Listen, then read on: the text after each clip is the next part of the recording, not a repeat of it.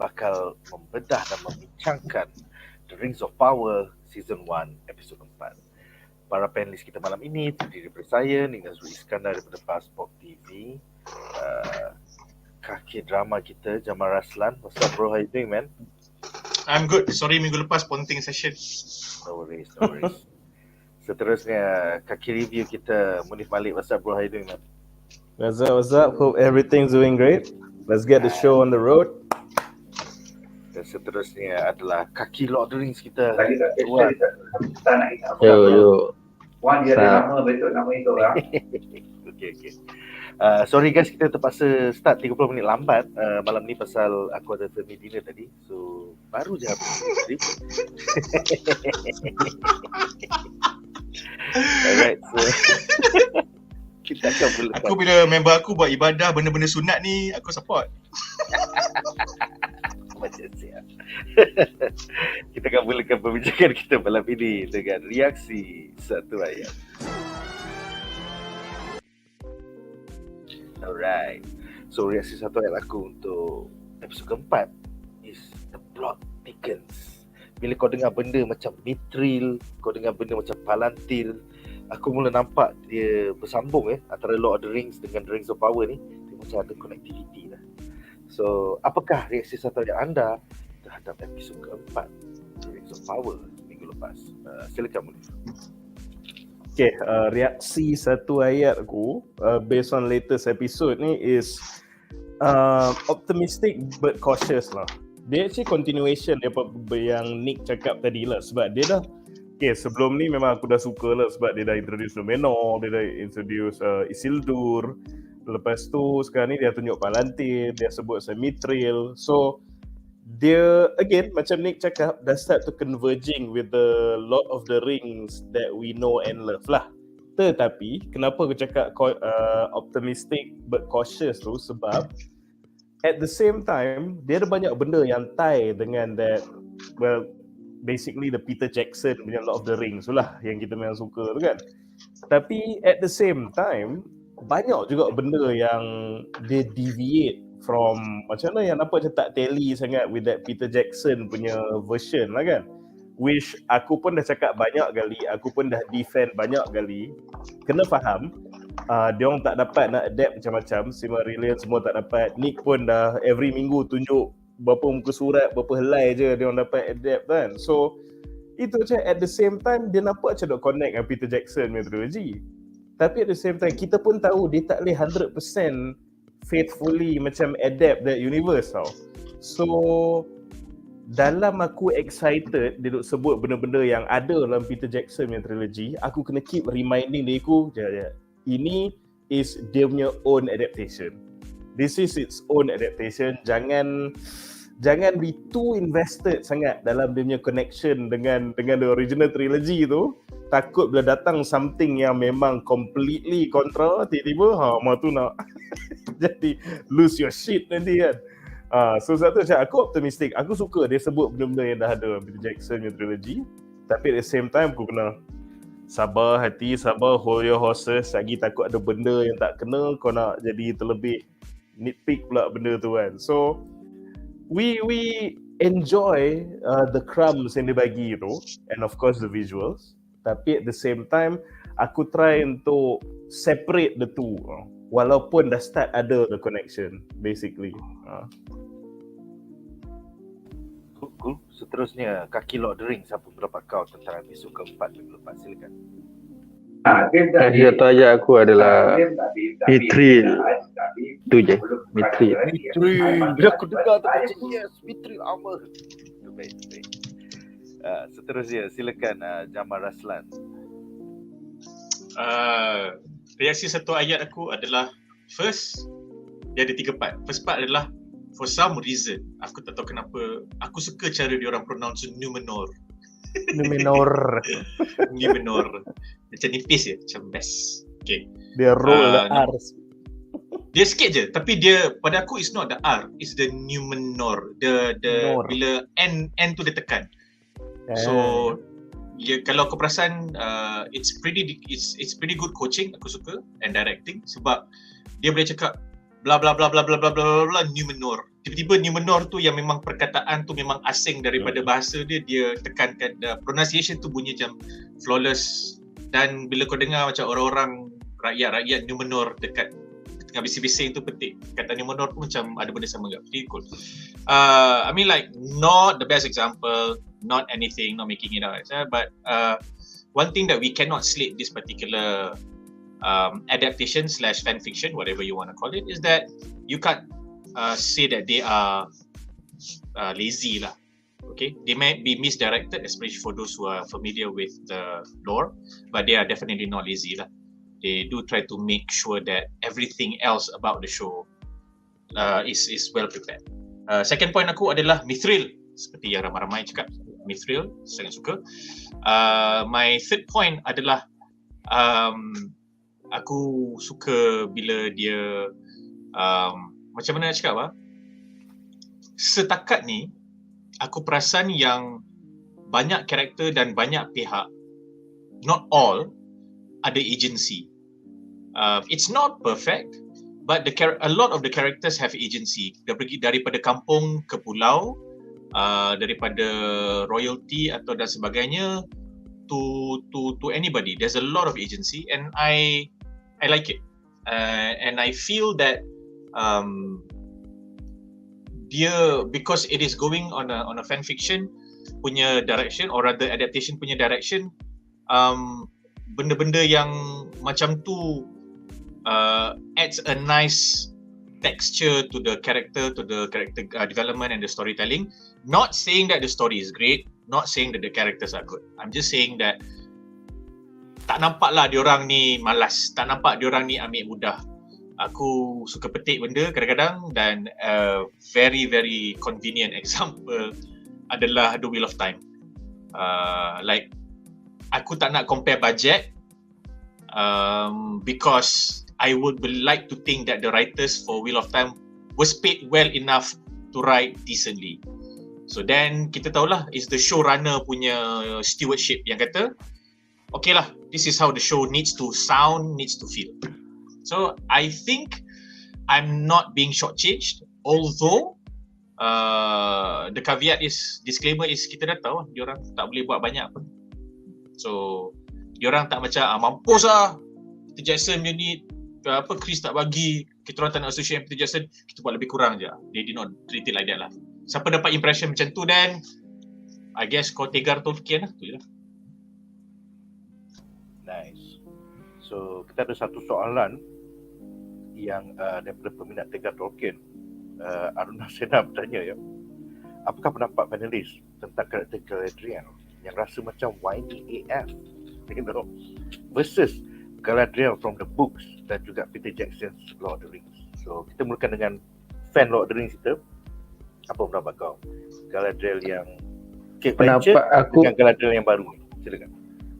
Confirm lah favourite kita semua Kate Blanchett kan. Sebab kita, kalau macam aku fan kenal Galadriel memang dekat Peter Jackson.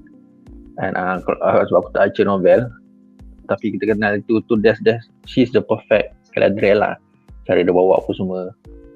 Dia dia seorang yang cantik di siang hari, di malam hari jadi hantu mak lampir kan. So dia perfect, dia ada best of the both world lah. Dia dua-dua. Dia perempuan sebenar lah, kau tak boleh predict. Kejap baik, kejap tak betul. Every other thing Duan tambah lagi lawak. Dia representation, itulah dia perempuan sebenarnya Galadriel. So bila kau tengok ini totally different lah. Dia how she take the Galadriel punya ni memang lain lah.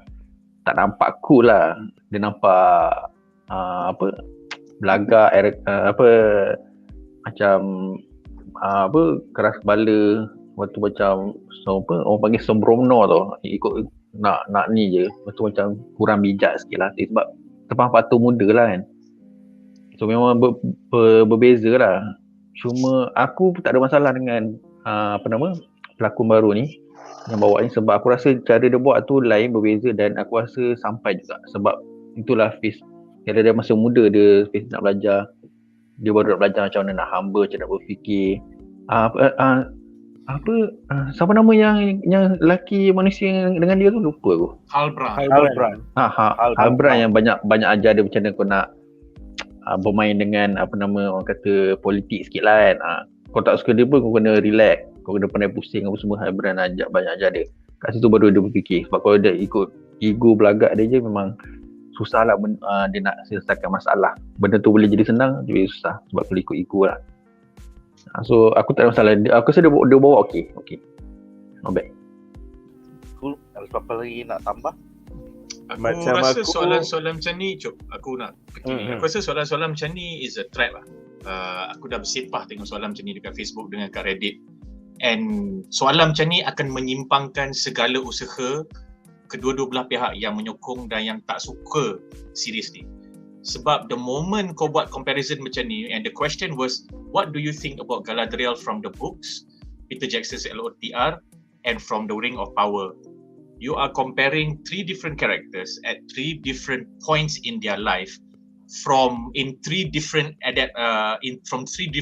medium. Satu buku OG, satu Peter Jackson punya Lord of the Rings, and then this one is Ring of Power, and then all of that is ada different context as to how the character was eventually written and acted out.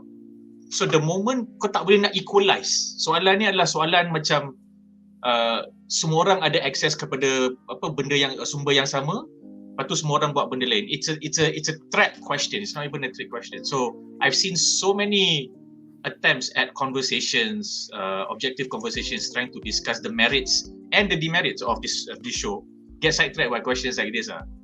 Sebab dia kata, the Galadriel is not true to the books, and when somebody mentions they cannot go back to Silmarillion, and even if they could, you are trying to tell a story of within the span of 200 to 300 years, within the early part to the end part of the Second Age.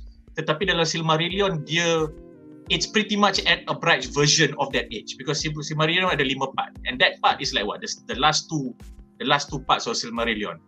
So you cannot objectively craft out a character for Galadriel apart from ni adalah nilai-nilai yang dia represent, ini adalah dia punya character arc daripada awal Second Age, tengah Second Age dan hujung Second Age. Inilah benda-benda yang dia buat. Even if they had access to Silmarillion, any kind of rounding up her characterization, her personality semua is entirely fan fiction atau adaptation juga. So depending on the showrunner. So bila kau tanya soalan macam ni, and the soalan is a leading question, macam seorang whiny teenager apa? Oh yeah, there are plenty of well-adjusted teenagers, but give me a whiny teenager in our life yang aku tak boleh equalize, tapi aku nak buat juga because that's what the question did.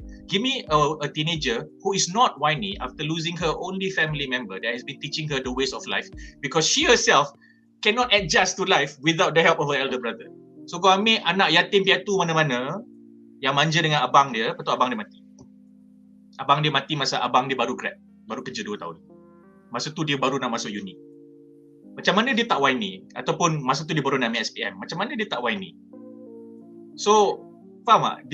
Dia macam, I feel that the question is leading because you already have your impression about her, and then kau tak ada, lepas tu bila compare dengan buku yang of course lah perfect, dia source material kot. Itu asal dia kata macam versus Galadriel that is perfect from Peter Jackson's LOTR and the heroic Galadriel from the books. You cannot, faham tak? Kau tak boleh compare macam tu.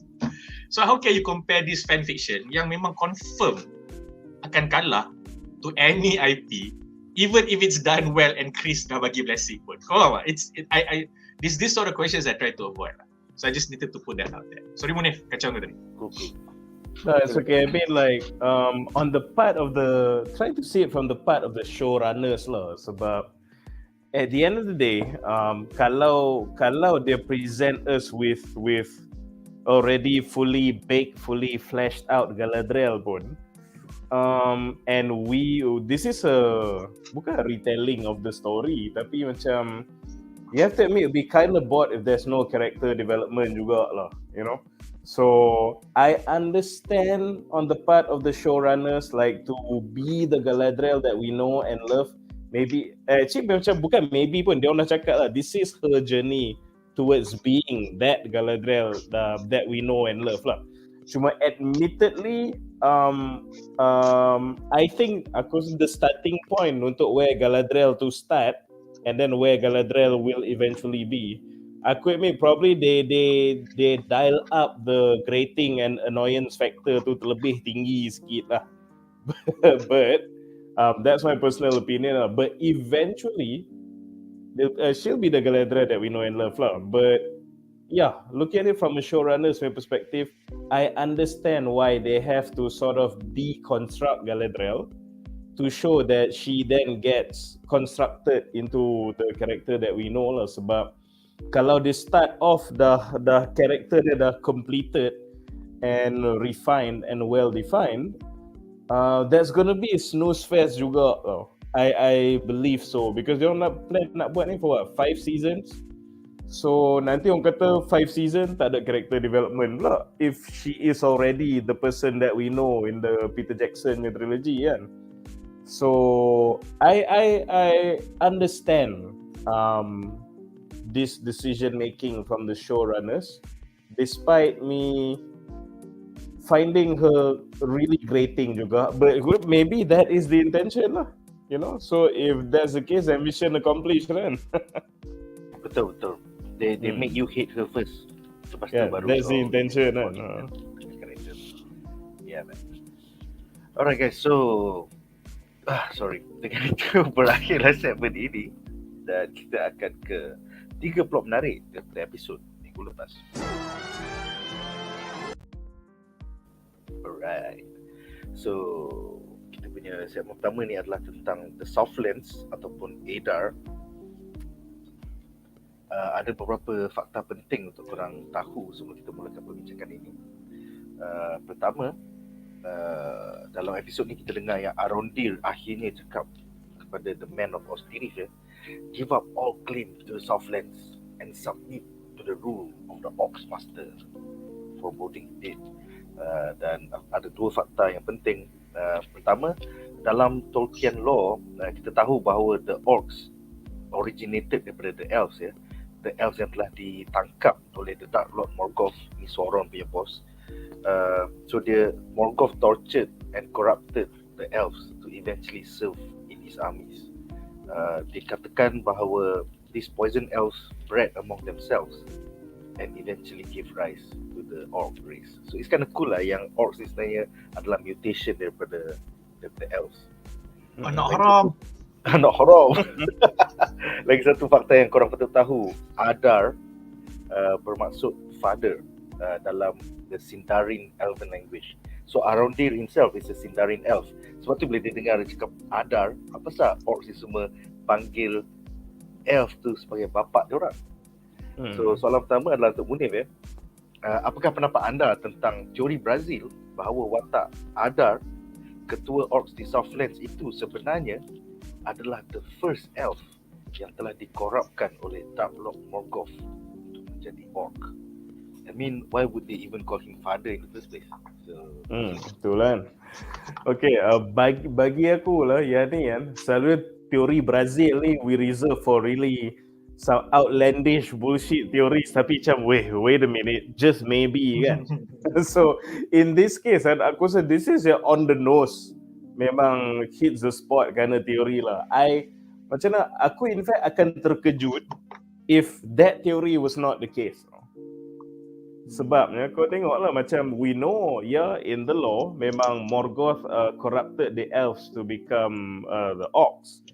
And then yang si Adar ni pun ya, nama dia means father in the elven tongue. Lepas tu muka dia pun macam ada scar, which might be signs of torture kan.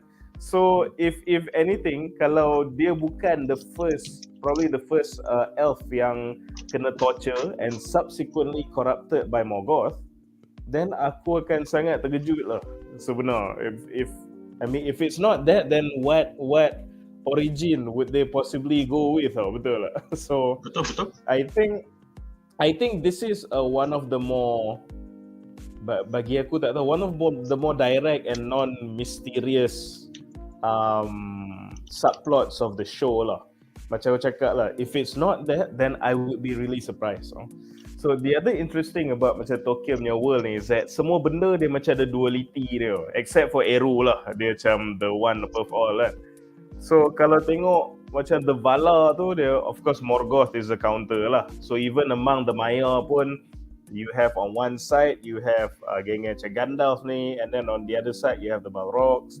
Lepas tu ialah yang elf pun seteru dia is the orcs, and even the ants pun were created as a response to the trolls. So semua benda dia in duality lah, dia kena counter dia kan. So aku rasa going by that theme is also lagi satu justification kenapa it really seems like yang memang Adar ni should be the first corrupted elf lah. And tak tahu, maybe orang panggil dia father pun sebab kalau tengok dia still nampak macam elf tau, cuma yang version yang dah kena siksa apa semua kan.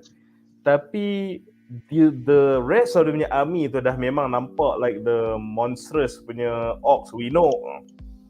Maybe dia orang panggil dia father pasal dia literally father, as in the corrupted elf is maybe like breeding with, tak tahu lah, with the women folk ke apa ke, to give birth to this monstrous punya orcs.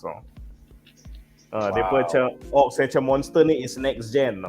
Sebab dia orang yang lain ni tak nampak macam elf langsung, but this guy still nampak macam elf, tapi berpanggil dia father tau. So itu teori Brazil aku sikit lah. Maybe sebab tu dia pun nak round up all the villagers. It's not just pasal dia cari the pedang, it's not just pasal dia jadi evil nak bunuh. Maybe dia macam need the women folk to macam breed more orcs, saya tak tahu lah.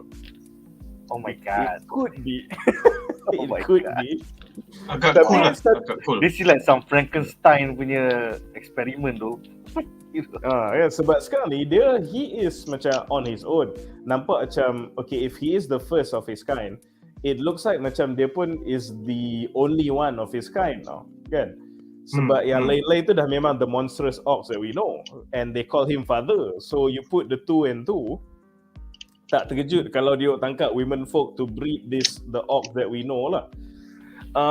Tapi kalau pasal Adar ni, the one thing Arundi macam main dengan aku lah, jangan main dengan orcs. Oi, dah ada Bronwyn pun jadi songsang lagi. Susah lah macam tu. So tapi if there's one thing yang aku semua macam kurang faham, aku tak faham kenapa dia actually let go of Arondir and suruh dia pergi warn the villagers. I don't really get that. Sebab kalau dia nak get his hands on the villagers, and B, dapat balik pedang Sauron tu yang definitely dah diambil by the villagers. So kenapa dia bagi orang warn the villagers that macam most likely these guys, a normal reaction would be to get the fuck out of there tau. Jadi the human population tu kan lagi jauh lari daripada kau lah kan. So aku macam that part aku kenapa dia macam okay, kau let go, kau pergi warning dia orang. Macam dia kata dia suruh bagi tahu dia orang suruh surrender. Was that it? Yeah, that's the line. It's give up all claim to the Southlands and submit to the rule of the Orcs Master. Sebab pasal the funny thing is up until then dia orang macam most of the villagers tu either tak percaya atau tak tahu yang the threat is real. So bila dia suruh Arundir ni pergi beritahu dia orang kita memang ada, we coming after you. Normal reaction would have been they could have just ran scattered all across the land. Tahu lah. I feel it's just an excuse for Arondir to get back with Bronwyn from a writer standpoint. Macam thank you Nick for saying that. Thank you for saying that. Obviously that's the case lah. Tapi macam we know Arondir is not gonna die in that pit. We know Arondir is gonna get back to Bronwyn, but I wish that it would have been done in a different way. Like macam dia after so many the sacrifice, he really did manage to escape by the help of others and his own device, and that would have made it a bit more heroic and make sense. So jadi macam dia lepas, betul lah. The villagers just run away. Munif, aku rasa as per the story at that point in time when he was let go, I think he was heroic enough lah. To the eyes of Adar, which is enough to let Adar to decide, okay lah, I let you go. And I feel that the way the last shot of episode, the last scene of episode 3 was shot is indicative of that lah. Satu, it ended with them trying to escape kan, and then getting one to go. And then bila mamak tu panjat, and then Arondir nak macam panjat juga nak backup, he then discovered two big things. The first one is that dude died. Okay, by tak sampai berapa ela dia dah mati, which is not even the biggest thing. The biggest thing was the fact that padang dah jadi padang jarak, padang terkukur dah. So which was what he was not expecting. He was expecting, oh diorang baru gali, and then kita panjat, kita lari keluar, and then we immediately run into the forests and we can save ourselves. So bila dia angkat, dia bangun tu tengok habis semua hutan dah kena tebang, and then he realised it's hopeless. So I feel that Adar knows that was the sting. So macam okay, korang nak berhempas pulas, nak panjat, nak keluar, nak escape, okay. Sebab by the time korang settle semua ni, kita orang semua dah dekat kat luar lah. By the time kau naik tu kita panah je, you will not see it coming. And by the time, even if you can see it coming, you will be shocked by what you see. True enough lah, mamak tu keluar-keluar macam, fuck, what the fuck is this? So I think Adar kata, just to give you a sense or a scale of the threat that I am and how serious I am. Kau panjat keluar tu, kau nampak tak ada apa-apa dekat? Okay. Itu yang Arondir betul macam, okay, aku tebang pokok.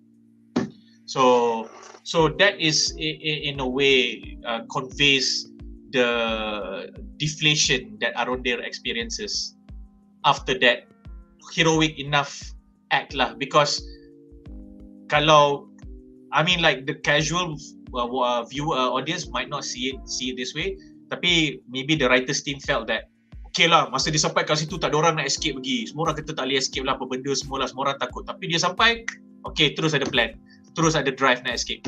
So that alone is enough to gambarkan yang okay, Arondir, kau mungkin scout, kau mungkin guard, kau mungkin a watch, tapi there is something about you lah to be able to carry the narrative of the dark elf, the wood elves, blah blah blah blah blah blah blah, as a strong enough character for us to focus, something like that. It could be that. I mean, aku faham on Arondir himself. There's no questions about his metal lah, so to speak. Tapi macam cakap, ultimately he was let go by Adar. Yang tu cakap, I'm not really sure why. I guess I put it down to hubris lah kot. Tak tahu lah. Sebab maybe tiap kau pergi ke mana pun, this invasion will happen. So you can only run so far. So tak tahu, lepas tu macam tu lah. I didn't really get that particular plot point lah, so to speak. And bagi aku juga, in the whole, actually from the past episode, when aku suka this whole slave encampment punya scenes lah. This is my favorite out of like the whole all the other subplots. Cuma how it culminated in the end, where Adar just macam let him go kan. So benda tu lah aku macam maybe eventually we'll understand the purpose of that, but as it is aku quite scratching my head over that. Aku suka teori Aruna ni yang cakap maybe dia Sauron. Semua orang kan Sauron dalam show ni. Semua orang kan Sauron. This is what the Wheel of Time Eminem. This is what the Wheel of Time nak buat. Yang right to the end, kita tahu siapa adalah the chosen one. Tapi kita dah baca buku, kita tahu Ishran Altor. It wasn't convincing enough lah. Alright, seterusnya soalan adalah untuk Duan ya. Apakah pendapat anda tentang subplot Tio yang kini dikejar Orcs kerana pandai sangat nak turun ke kampung, nak cari stok makanan lah, apalah. Dah lah curi pedang Sauron tu daripada jiran dia yang tadi. Macam sial dia. Sampai jiran dia, I know you stole it from me. So apa pendapat Tio ni? Aku rasa dia macam tak ada makna tu setiap minggu. Apa nama dia, saya cakap apa nama si Tio ni, apa nama dia macam penggerak cerita lah. Tapi sebab saya cakap dia, walaupun watak dia tu nampak macam tak penting sangat kan, tapi yang apa, tapi sebabkan dia orang yang pegang benda yang paling penting tau. So So mesti ada ada satu task untuk dia lah. Lepas tu kita dah terjawab lah macam mana dia boleh dapat pedang tu kan. Cuma cara dia jawapan dia tu macam sada gila, macam punya dekat jiran dia macam lah tak dramatik langsung lah. Macam simple gila dia jawab kan. Tapi at least ada jawapan lah, tak kisahlah kan. Cuma dia tak tunjuk scene macam mana dia tahu pedang tu kat bawah tu. Adakah dia selalu ngintai skodeng dia punya jiran, lepas tu dia nampak jiran dia tu, lepas tu dia tahu sebab tiba-tiba dia tahu, tiba jiran dia tahu pula dia ambil kan. So scene tu tak adalah, cuma kita dah tahu siapa punya mana dia dapat semua kan. So yang Tio ni dia sebab aku kata dia ni penggerak cerita walaupun nampak tak kuat dan macam tak penting, tapi dia penggerak cerita sebab LOTR ni bukan macam Ring of Power. LOTR ni dia bukan macam Game of Thrones atau ni lah kan, House of the Dragon, sebab anyone boleh mati kan. Dia boleh mati kau tak expected kan. Jadi ni macam bila kau dah tahu dia tu macam penggerak cerita kan, macam susah sikit lah dia nak mati. Maybe eventually dia akan mati juga, cuma bagi dia develop dulu lah kan. Sebab aku macam adakah dia ni akan mati dalam episod 4 ni kan, sebab jumpa dia terus bunuh kan. Tapi the moment yang dia diselamatkan oleh siapa nama F tu? F yang sama dia tu Randy selamatkan dia tu, aku cakap dia ni maknanya dia bukan Game of Thrones lah. Dia ni akan buat lagi cerita ni lagi. Sama ada dia akan jadi corrupted ataupun jadi hero. Dia macam Frodo lah dia punya kerja dia. Dia macam Frodo sebab dia buat satu benda yang sangat corrupted, dia fond to it. But then dia macam mungkin dia ni ada hati yang baik jugalah, tapi tengok at least Frodo kita kenal dia baik apa semua lah jadi corrupt kan. Tapi dia ni nampak macam pentingan diri apa semua. Cuma lemah lah. Sebab aku ingatkan bila dia kan budak biasa kan, bila dia bagi darah dia dekat pedang tu, lepas tu manjang kan jadi kuat tau. Rupanya lemah kena libas juga kan. Macam, tapi bagus tau. Benda tu at least logik tau. Tak adalah kau pegang pedang kau jadi kuat tiba-tiba sebab kau tak ada training, kau tak ada apa. Kau patient je tau. Tapi sebab kau pedang tu kau jadi kuat semua, aku bagi macam tak logik lah kan. Kalau kau orang yang skillful dapat pedang tu, kau akan jadi OP lah kan. Sebab kau orang biasa, kau tak boleh nak control pedang tu lagi. Macam tu lah, bagus lah. So hopefully lepas ni dia akan training dengan Hilbrand tu ke siapa, dia training apa semua supaya dia improve dan dia boleh handle pedang tu lah. Sebab aku rasa pedang tu akan attach lama dengan dia lah. Aku rasa akan attach lama dengan dia, so dia kena do something lah. Sebab dia ni pun bagi apa kata mak dia nanti, mana you jumpa pedang ni isap darah ni, apa cerita ni, kita kena marah. Itulah sebab apa dia tu, kau orang Melayu pun kau pernah dengar tak, keris ni dahaga darah. Macam tu lah. Ini sebenarnya dia tiru mak kilau ni, aku rasa. Aku dah gelak dia tadi dengan Nick punya goreng. Ni mana dapat pedang ni? Aku dah gelak kat situ. Dia kan keris makan tuan, keris dahagakan darah ni lebih kurang ni. Kau tengok gaya dia pun tak macam pedang sangat, macam keris juga kan. So dia lebih kurang macam tu lah. So bila dia darah dia makin besar kan. So budak ni aku rasa nanti sama ada dia mati dekat tengah-tengah jalan cerita, ataupun dia akan jadi satu watak yang penting, yang key punya watak lah. Maybe lah. Ya, sebab kita pun tak tahu lagi siapa bapak budak ni kan. Tengok gaya macam budak ni macam watak yang agak penting lah. Maybe dia sebenarnya dia macam penggerak je, dia tak ada special pun dia ni. Cuma dia boleh berfikir tau. Walau bodoh-bodoh dan pentingan diri dia tu semua tu, dia boleh fikir. Baik kita pergi ambil makanan dekat rumah yang kena tinggal tu, buat apa kita nak cari pergi memburu apa semua kan, orang ramai. Bila kita harvest kat setiap rumah kan ada makanan.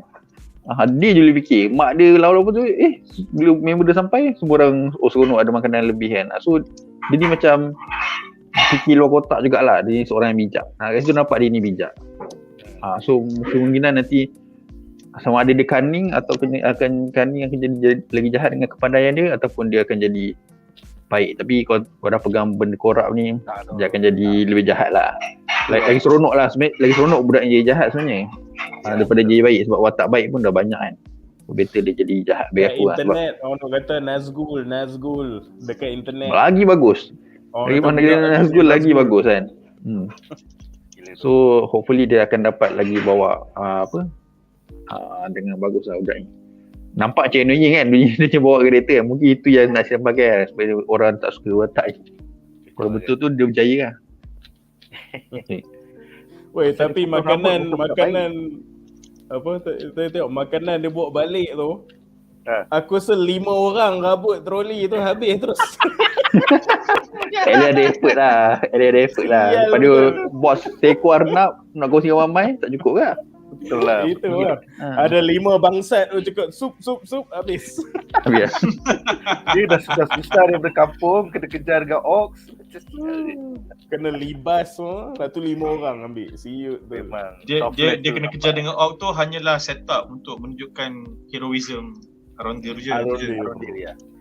Alright, so untuk Jamal kita ada soalan bonus ya.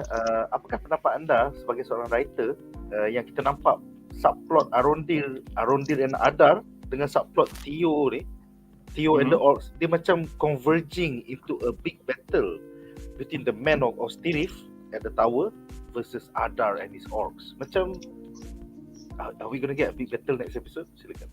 I don't think it's next episode. Tapi benda tu agak dia agak common lah. That is a need, because bila kau tengok the setup from the way they revealed it, it seems to indicate that for a few reasons lah. Number one, dia bagi kau a sense of anticipation. Sebab macam ada lepas kat Arondir. Okay, kita dah lama tak tengok pasal Theo. Okay, Theo pula apalah pula budak ni buat. Dia dah nak mati. Arondir datang. Faham tak? So dia susun lah benda tu. So the thing about narrative is that banyak cerita dia pakai narrative yang sangat linear. Dia ni pergi makan, lepas makan dia kenyang, lepas kenyang dia berak, lepas masa dia berak dia selisih dengan member dekat pintu toilet, sembang-sembang. Lepas tu toilet member dia pesan. So benda tu linear, ikut je cause and effect. Tapi another way for you to susun narrative adalah kau susun emosi ataupun kau susun discovery. So emosi is in the sense where okay, mula-mula kita nak buat orang happy, lepas tu happy, macam patutlah, I feel happy for you. Fuck, dia kena langgar kereta. Okay. So that is one way of narrative lah. Meaning dia ni pergi dating, lepas tu masa dating dia tanya pasal benda ni, tapi masa dia tanya benda yang dia tanya tu adalah dia call back kepada 3 episodes ago ataupun 7 episodes ago yang macam oh my god, dia perasan. And then kau happy lah, kau seronok lah. So dia pay off kepada semua kesabaran kau nak tunggu couple ni dating. Tapi bila dia happy tu, lepas tu macam tuk dia langgar. Sebab apa? Dia nak set up for that drop. That's one way. Another way for you to set up narrative is very simply from an not emotional investment, tapi information. So dia akan kata, okay, mula-mula aku nak kau tahu diorang buat benda ni. Masa diorang buat benda ni, diorang kata macam tantah geng-geng orc ni akan perangai macam ni kot. Dia akan cut ke orc. So orc pula buat macam ni, lepas tu dia kata macam yes, we are doing this for Adar.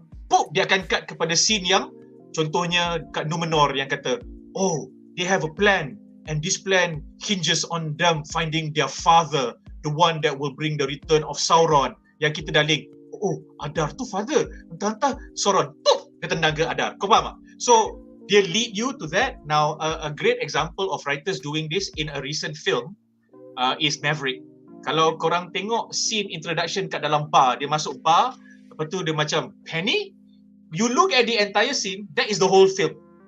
The dynamics from each character was introduced in the whole film. Dan kalau kau tengok macam bila dia kata macam why are you here? I don't think I'm gonna be here for long because of ni. Dia nampak siapa ni Hangman tengah main dadu, tengah main darts. So kita dah tahu, okay, then the next scene is going to introduce these darts people. Lepas tu the next scene was what?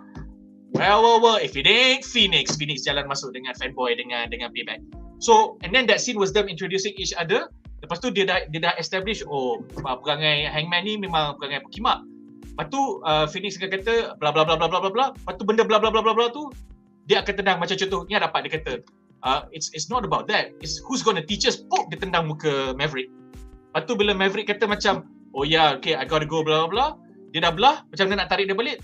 dia terdengar Rooster tengah main lagu bapa arwah ayah dia. So if you follow that, all those are information tau. Dia akan kata, okay, aku nak kau pay attention. Kalau kau pay attention kat sini, kalau kau dengar dia punya dialog, lepas tu bila Phoenix kata, siapa nak ajar kita? Kau misalnya kata, oh Maverick sebab tadi kan 5 scene lepas dia dah presentation, dia orang dah tanya dia macam mana nak buat mission tu, kamera pergi kat Maverick.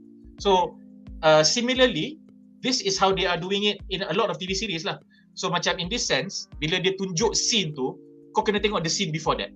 So for me, a recent film that did this kind of narrative style where dia bagi kau information and dia yang pilih, aku nak kau tahu benda ni dulu, lepas tu aku nak kau tahu benda ni, lepas tu kalau kau ingat 3 benda yang aku ceritakan kau sebelum ni, aku nak kau kaitkan. Sebab bila kau kaitkan, the next scene is actually that. So bila kau dapat next scene tu, kau rasa pay off gila babi. Oh, I've been paying attention for the last 40 minutes, I get this. The best film that I've seen in the last few years doing this was Infinity War. Kau tengok daripada first scene sampai the last scene 2 jam 45 minit, kau tak rasa. I'm not saying it's a brilliant film, I'm just saying that daripada Russo Brothers susun, aku nak tunjukkan kau Thor mati dulu, lepas Thor mati pergi ke sini, lepas tu pergi ke sini, lepas tu pergi ke sini. Bila pergi ke sini akan ada orang cakap something, kau akan terfikir balik, habis tu Hulk pergi mana? Boom, terus cut ke scene dekat New York. So this is how they play it lah.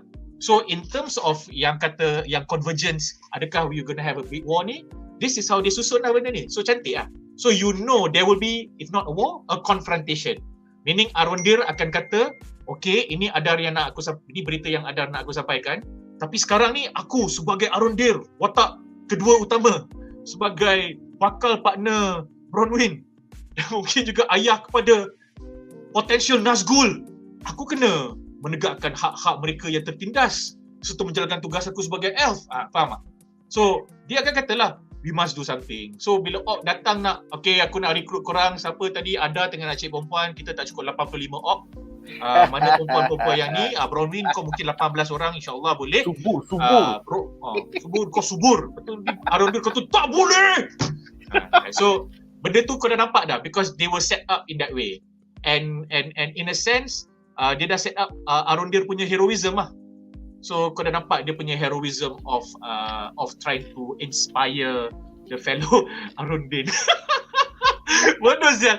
Tolong buat meme boleh tak Aroy? Kau ambil gambar Arundir, kau letak kopiah satu betul tak baju Melayu. Bodoh sial. Nama tak dengar nama tu. Arwah. Fatihah. So anyway, kau dah nampak set up dia punya heroism. So because of the heroism punya set up tu, especially part yang dia selamatkan anak Bronwyn, lepas tu dia lari keluar, go to the clearing. So dia keluar, ada Schwarzenegger kan. Lepas tu subuh kan, matahari terbit. Kau dah nampak lah dia ni sinar cahaya. That's film language.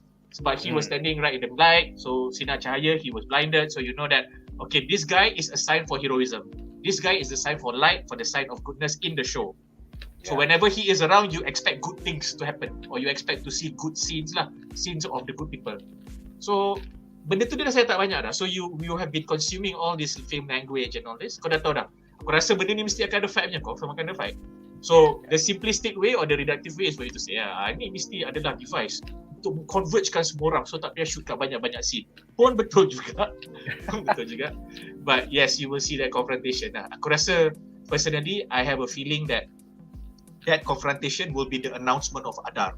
And that confrontation will be confrontation A, di mana Adar akan menang sebab orang lain tak akan boleh buat apa, they were not prepared. Tetapi kemenangan Adar tu adalah momen yang akan menjemput atau menarik kemunculan Galadriel serta NUMENOR, hulu-balang dari NUMENOR. Aku rasa diorang akan datang macam Gondor bro. Bila it is the darkest time. That could be the last episode. Yeah. That could be the last episode, Nick. The very last episode, diorang sampai, lepas tu Adar sampai, and then nampak Galadriel terkejut tak tahu nak buat apa, and then the crumbs for us would be the queen. So you are the father. Palat. Macam mana kau boleh tahu, lepas tu kau sorok-sorok, lepas tu kau nak cover land dekat sana lah, apa benda lancar semua ni. It could happen that way. I'm not expecting it, but yeah, that's what I mean lah.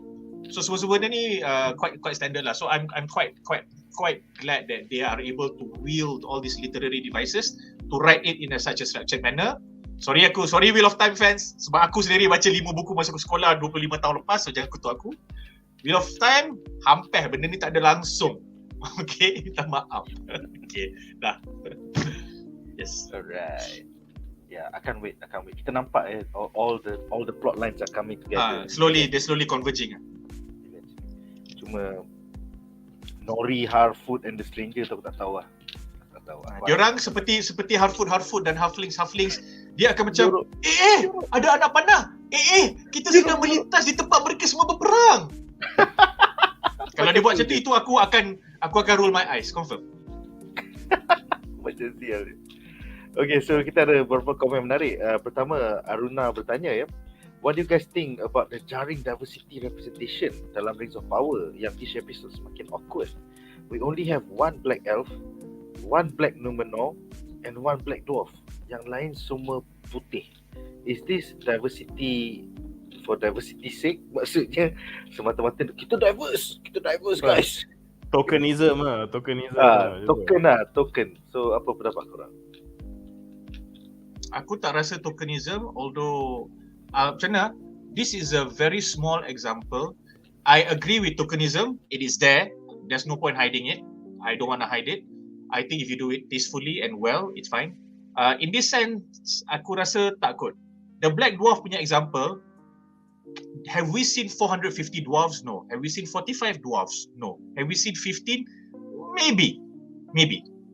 So dalam 15 dwarves tu, 4 atau 5 adalah pekerja kat dalam bawah tanah. So dia putih ke, dia hitam ke, dia coklat ke, aku tak peduli. Makes really no difference because it's the occupation, it's not the colour.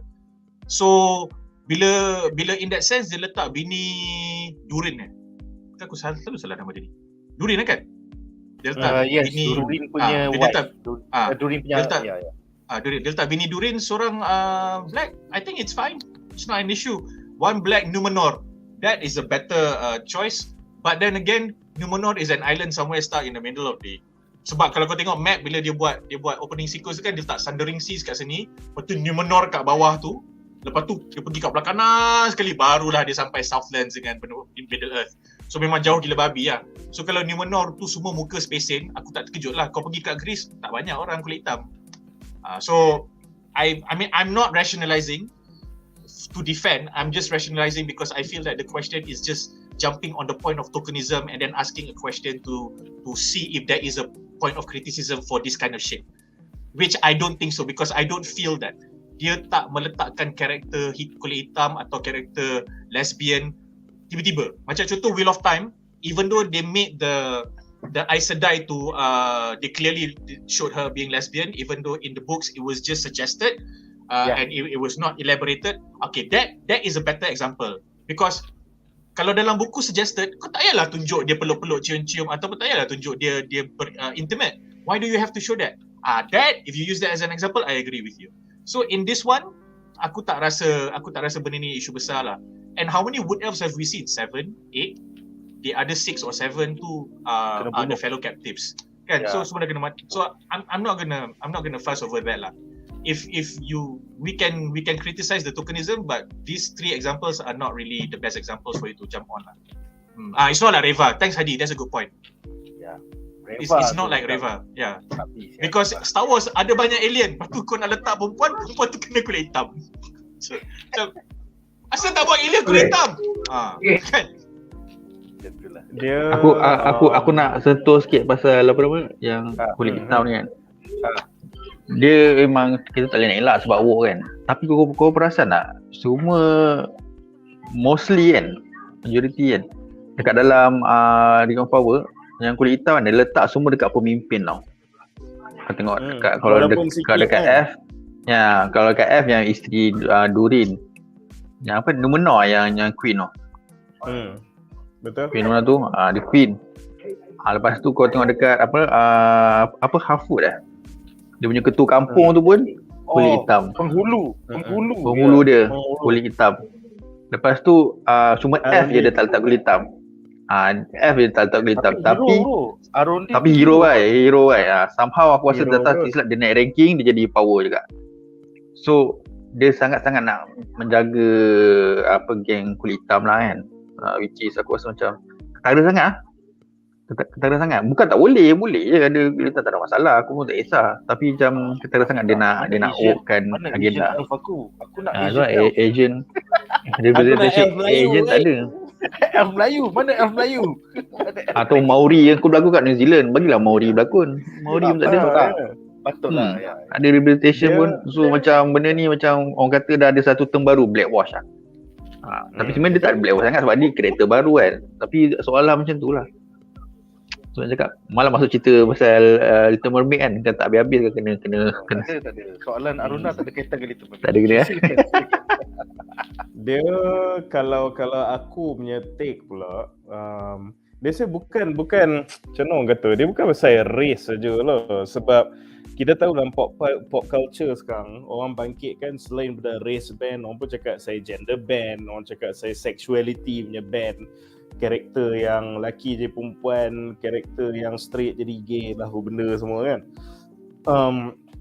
So it's a whole topic lah. Tapi kalau aku boleh cakap, dia macam mana, at the first point aku nak cakap is that kau pun tak boleh puaskan hati semua orang lah. Sebab macam ada, macam Aruna tanya kan, maybe from some perspective it's just 99% white, tapi macam 1% je people of colour kan.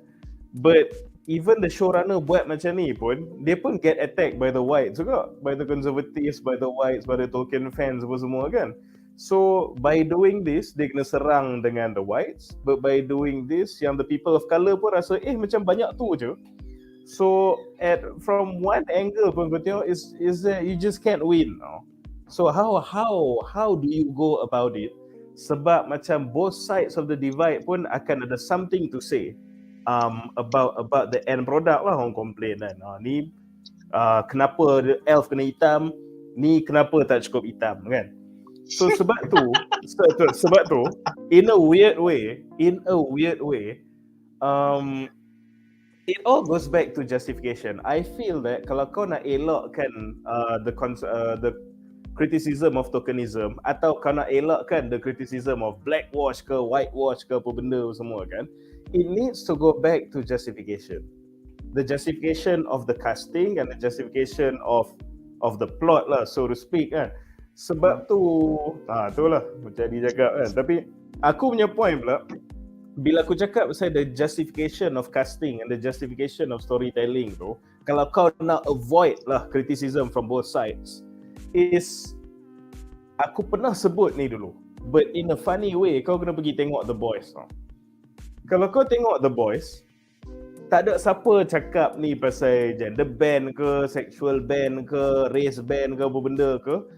Both sides of the divides, conservatives ke, liberals ke, apa benda, semua suka the show. I mean predominantly lah. And it's funny because kalau kau tengok The Boys, dia pun source from literature punya product lah kan, literature punya IP, which is comics kan. So dari comic tu, dia lagi lah, jangan kata race band, dia macam ada race band, dia sexuality band and sex band terus kan. So lelaki jadi perempuan lah benda semua. Tapi bila kau tengok behind the scenes, in the minds of the showrunners kan, aku ambil contoh paling simple, Stormfront is a big ass Nazi male in the comic. So masa dia tiba-tiba orang macam tengok trailer tu, Stormfront ke? It's a fucking girl. Dah lah ceketot kan, perempuan mana dia orang cast kan. What the fuck is going on now? Tapi bila tengok behind the scenes, the showrunner cakap, they acknowledge, they know they're stepping on some toes, but they feel that they are telling their own iteration.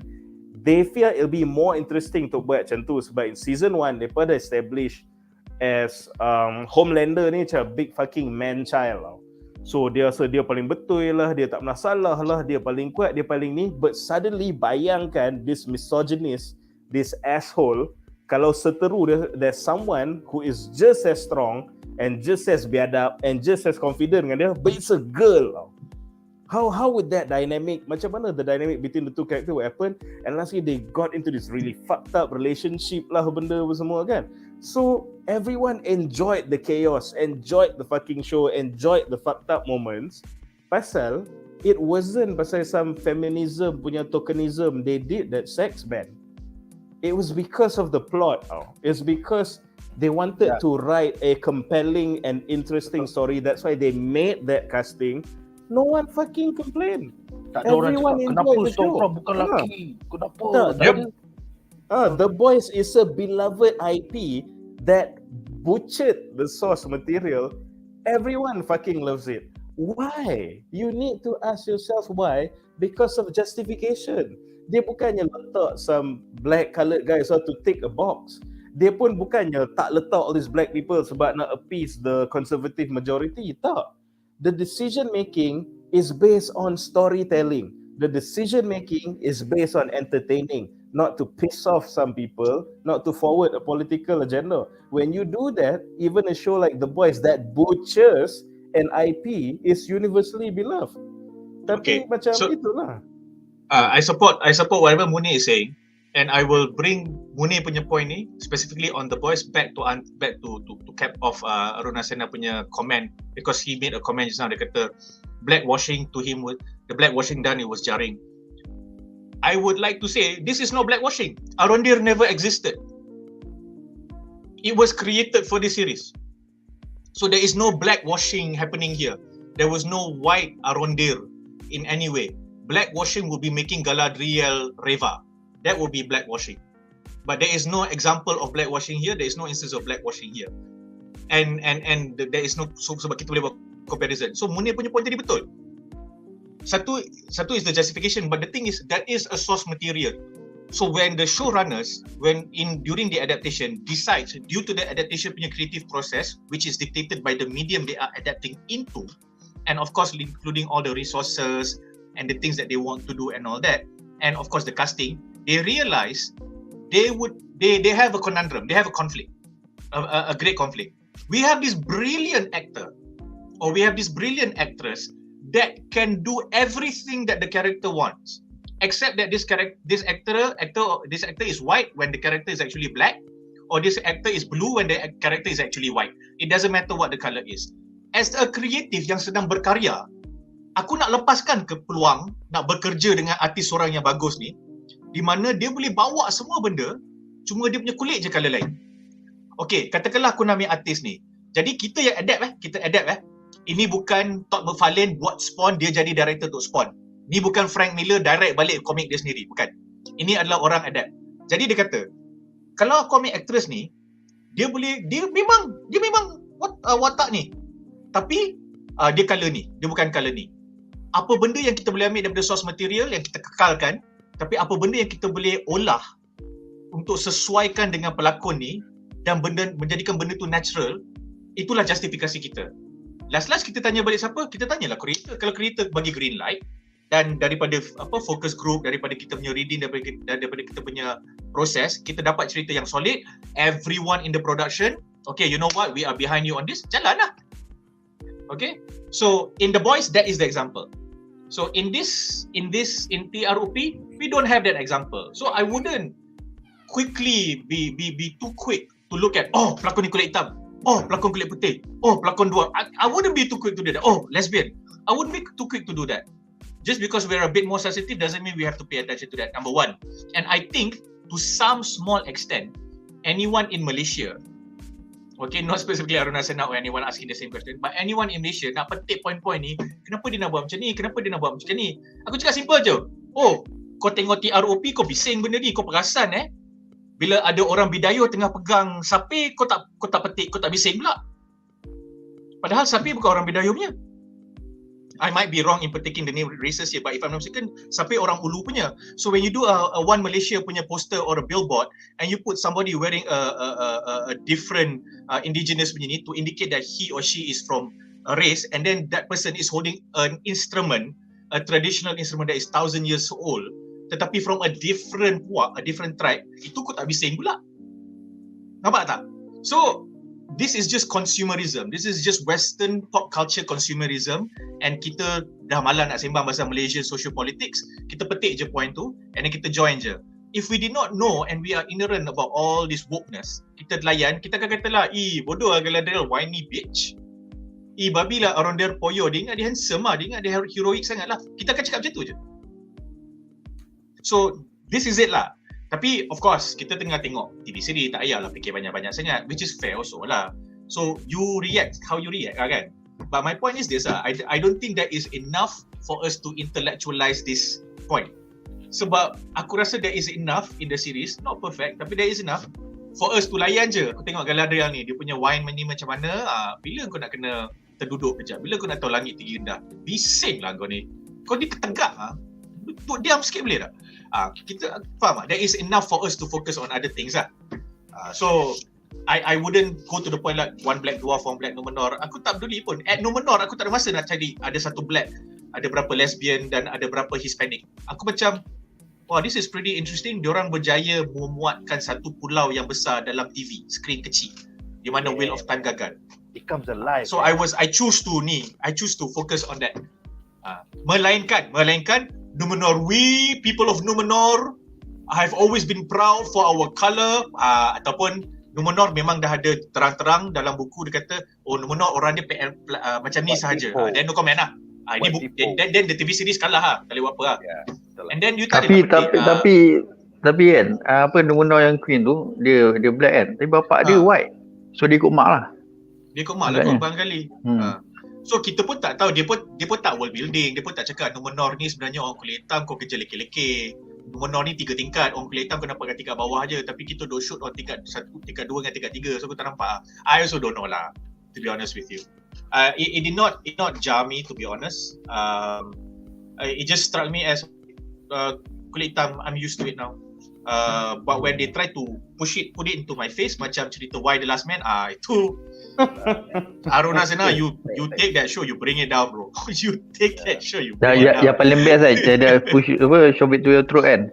Invisible. Yang awet dia tu kulit hitam. Padahal animation tak ada sebab pun nak tukar. Blonde sepatutnya tu. Awet dia sepatutnya blonde. Okay. Tak ada sebab. Itulah. Tapi itulah, if I may lah, one final example just to close up aku punya point pasal justification tu kan. So as a big comics fan, big Marvel fan, especially big X-Men fan, masa keluar the casting news yang kata maybe Giancarlo Esposito nak jadi the next Professor X kan, aku melompat jumping with joy. Same. Pasal you know what, he's a black guy kan, tapi bila dia kata Giancarlo Esposito cast as Professor X, I didn't see a black guy. I see. Yeah, we saw Charles Xavier. They wanted him for his fucking gravitas and charisma and screen presence. Gravitas. So itu maksud aku pasal, you know, kalau dia tu hitam ke putih or whatever, if you choose because of the narrative, because of the story, because of the characterization, whatever that color really does not matter tau. It really doesn't tau. Giancarlo Esposito, Professor X, big X-Men fan, bring it on weh. Aku excited gila. Munif, sekarang ni kan kau tengok tengok semua orang duk kata kan, okay, siapa nak ganti Hugh Jackman, Tom Hardy tak boleh dah kan. Sekali kau tengok they found a black dude to be a Wolverine. Kau tengok lah semua orang bising apa. Kau tengok. No. Multiverse. Aku rasa kalau Wolverine dia bagi dia dark Wolverine tak, daripada Age Wolverine dia kasih kat ni, Wolverine akan jadi dia kasih kat Kevin Hart kot, sebab tinggi dia sama. So, Kevin Hart is the right choice lah. Itu memang trolling sial. Kalau Kevin Hart jadi Wolverine Duan, comment of the night, Duan. Comment of the night. Tapi betul. Aku pernah dengar Hugh Jackman dia pergi Comic Con kan. Ada macam one cosplayer Wolverine tengok. Nampak sama tapi kau tinggi sangat, tak accurate. Padahal tu Hugh Jackman tau. Aku lah Wolverine. Betul. Memang tak accurate pun. Betul lah dia budak tu cakap. Itulah. Dia tinggi kan. Dalam komik pendek Wolverine. Alright guys, so dia ketot. Sebab tu Tom Cruise yang kena jadi Wolverine sebenarnya. Tak boleh. Tapi dia tak hitam. Okay, Duan, point kau aku setuju, tapi counter aku adalah simple je. Tropic Thunder, Robert Downey Jr. Sekian, terima kasih. Tak boleh. Kita dah 2022 bro. Blackface doesn't work anymore in Hollywood.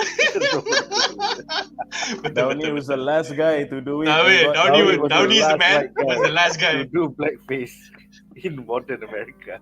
I wouldn't be surprised kalau at that time ni aku speculation je. So if I'm gonna get slated for that, I'm dead.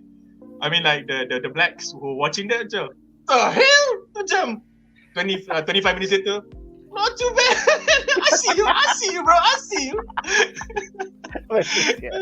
Macam celaka dah ni dah cerita nak lempang je. Betul.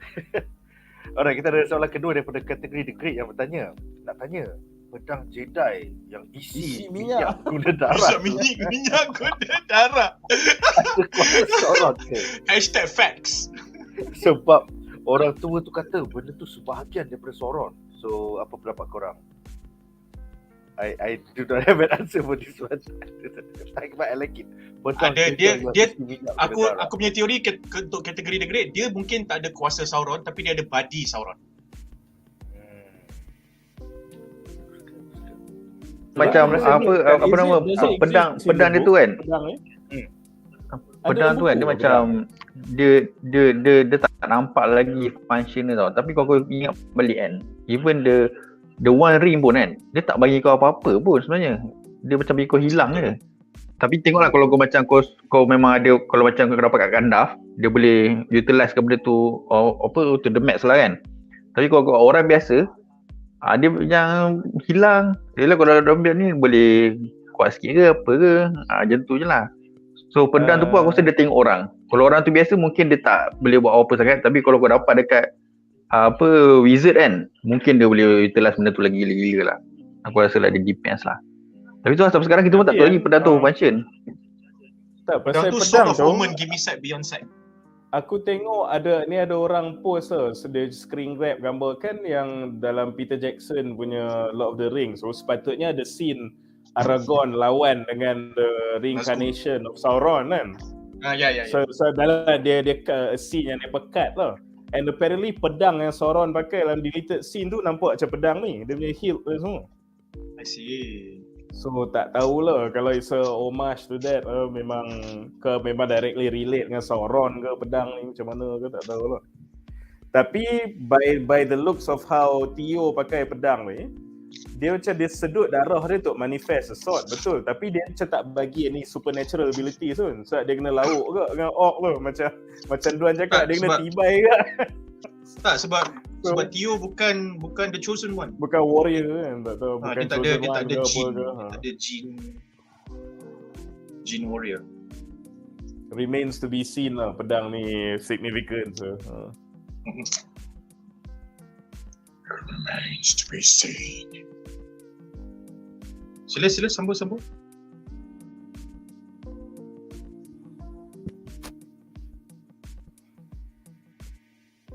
Ni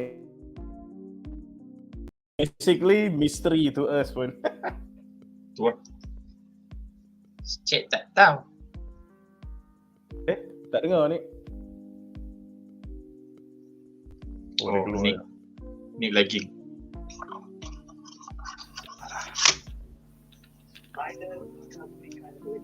Hello, testing. Hello. Okay, dengar. Okay, dengar. Connection tadi aku tak tahu pasal. Okay, seterusnya kategori menambah bagi panelis, adakah Sauron wujud dalam era ini? Jawapannya ya. Dia bakal corruptkan Celebrimbor untuk create the One Ring dan juga 19 other rings yang akan diberi kepada Tapi aku suka dia still guna konsep yang aku nak lah. Kita Sauron siapa misteri lagi. Okay, betul. Tu dah terang bagi tu Eminem yang tanya siapa Sauron sebenarnya. Could be anybody lah. So benda tu bagus lah. Dia Tio Sauron di incarnation dia. Aduh, kelakar gila. Eminem Sauron tak boleh. The goat bro. Itu memang semua yang orang predict. So kalau orang lain macam lagi menarik lah. Semua orang predict dia lah. Tapi dia tu tak muncul lagi macam penting lah watak Eminem lah. Kan? Ya, kita dah 4 episod dah. Tapi kita tak nampak lagi Eminem. Tak nampak bayang gila. Tapi confirm dia Sauron ke? Yang tu dia mana juga? Alright, last comment adalah daripada Hadi yang mengatakan Tio adalah teori Brazil dia. Tio adalah half elf, hasil hubungan Arondil dengan Bronwyn.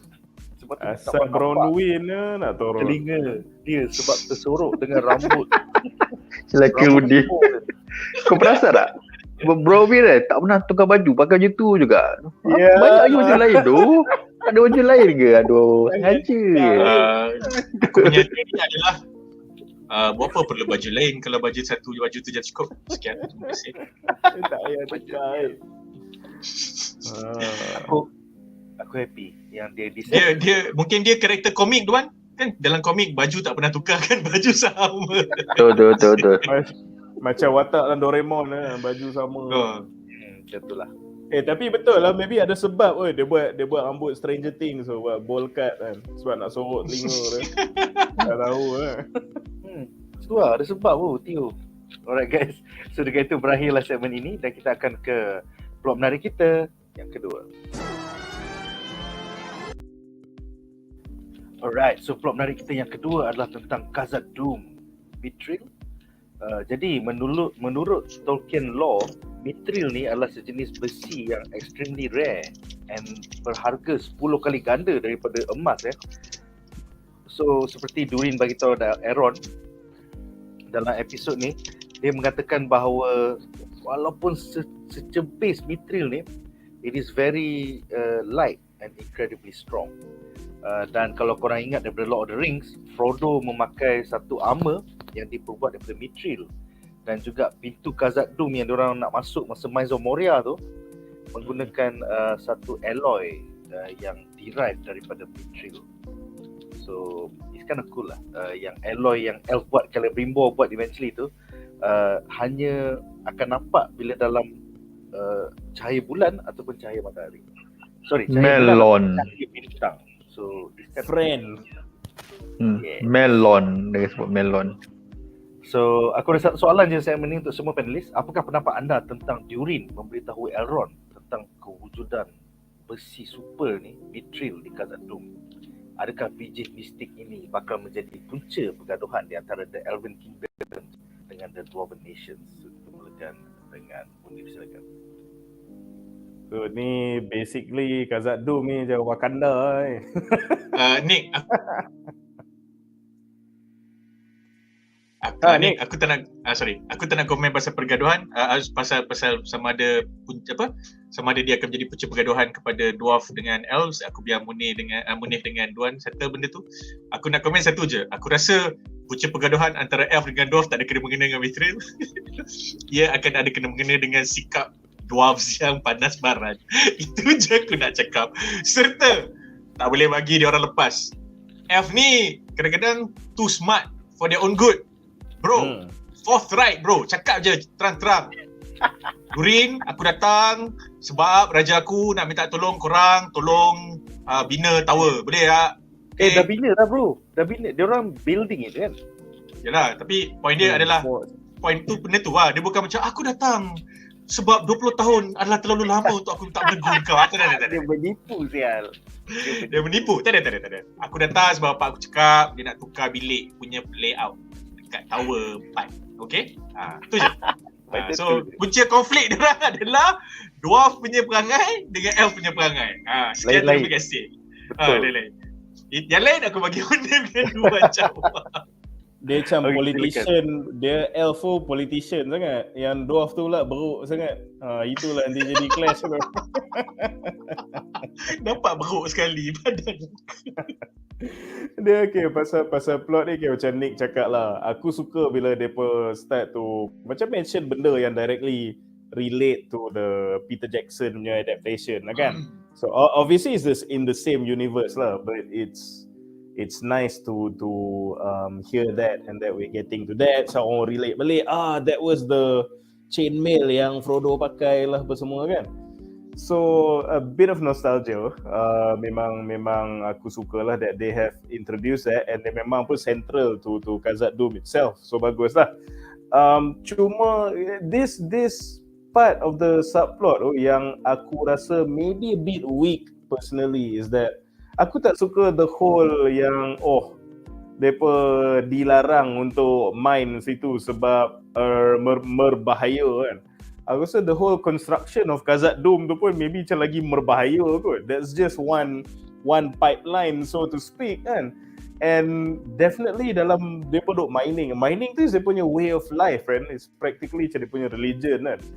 So tiba-tiba this without really any justification, this particular channel ni kata bahaya, jangan main terus. And kita tahu lah perangai dwarf ni dengan tamak lah semua. So this chamber yang ada this crazy metal yang sangat lagi berharga dari emas benda semua. Basically kau dah gali seluruh perut bumi ni for metals that are a lot lesser. Then kau dah finally jumpa the mother lode ni. Oh, janganlah gali sini. Aku je tak tahulah. I didn't really macam bukanlah kata damaging to the story ke benda. I can see that happening juga. Maybe in the end sebab raja tu dah wise ke apa kan. So maybe life above materialistic things ke apa kan. Tapi just eventually Mithril will be the number one export of KHAZAD-DUM, making it one of the most richest kingdoms in the land. That's why sampai boleh Frodo pun boleh pakai Mithril armor. Betul. And then pintu dia orang so lansi, pintu tu KHAZAD-DUM, the western entrance is made out of Mithril. Gila babi lansi tu. Even kita some Numenorians punya ada yang pakai specialized punya armor tu buat pada Mithril lah. And the whole kan Gondor kan. And the whole fucking ship yang langgar Angkar Lagon tu buat pada Mithril. So tapi aku faham lah, maybe the showrunner nak bagi macam a bit of drama. There's the mother lode tapi ada some moral dilemma, tak boleh gali pula orang mati kan. Tapi macam this part aku nak suspend aku punya disbelief sikit lah. Sebab the dwarves are tamak, mining is their way of life. No way they're not gonna gali tempat tu sebab kononnya bahaya kan. Aku faham kalau kau nak introduce danger to the activity of mining, then aku lagi prefer kau simpan benda tu for when mereka korek tersampai dekat tempat Balrog atau hibernate. So itu baru tunjuk kerana ketamakan kau dah buat the ultimate mining danger tu dah muncul lah, which is kau release the Balrog kan. So tapi aku rasa Munif memang tu that's the main point dalam fellowship tu, sebabkan diorang terlampau eager mining sampai dekat bumi punya core. Lepas tu baru keluar. Dia dah kacau baru di tempat sebenarnya. Betul, which is aku memang yang tu one of the scenes yang aku tak sabar nak tengok lah di dalam series ni nanti bila mereka finally terjumpa Balrog tu. Cuma and macam cakap lah sebab the defining trait of dwarves ni is that dia pun memang tamak kan. Whatever it is dia akan korek for the ultimate alloy kan. So macam mana dia sebab Balrog tu is an exceptional punya threat. So kita faham macam mana dia KHAZAD-DUM tu finally jadi Moria and abandoned pasal ketamakan dwarf semua tu. Tapi this is the time yang kau patut tunjuk ketamakan dwarf lah. Takkan je tempat tu macam safety hazard sikit kau tak nak macam korek di ultimate punya alloy kan. So sebab dia orang langsi bahaya pergi mampus, kita nak that alloy tu. Itu yang bila fellowship ni nampak tengok korang ni memang gila babi, so sampai terkeluar kau korek sampai ke dasar bumi terkeluar monster kan. So tapi macam aku cakap lah, benda ni dia tak ada lah macam damaging apa, cuma aku guna suspend aku punya disbelief sikit that dwarves tak nak mining pasal safety hazard.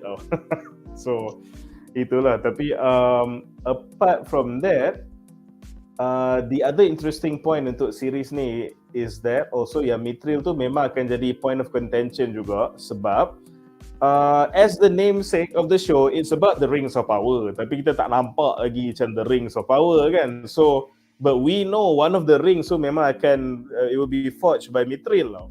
So entah that piece yang Durin bagi kepada yang dia bagi kepada Elrond ni, maybe itulah maybe that one will be forged into one of the Mithril punya rings lah. So benda tu akan jadi point of contention apa tak tahulah. So but that sets up something interesting lah. That sets up for us to finally kita akan dapat tengok the Rings of Power dalam series The Rings of Power lah. So that's something to look forward to lah. Tapi itulah I like that whole subplot. Actually aku one of the best relationships is between Elrond dengan Durin. I feel like it's very wholesome, believable and very well acted out.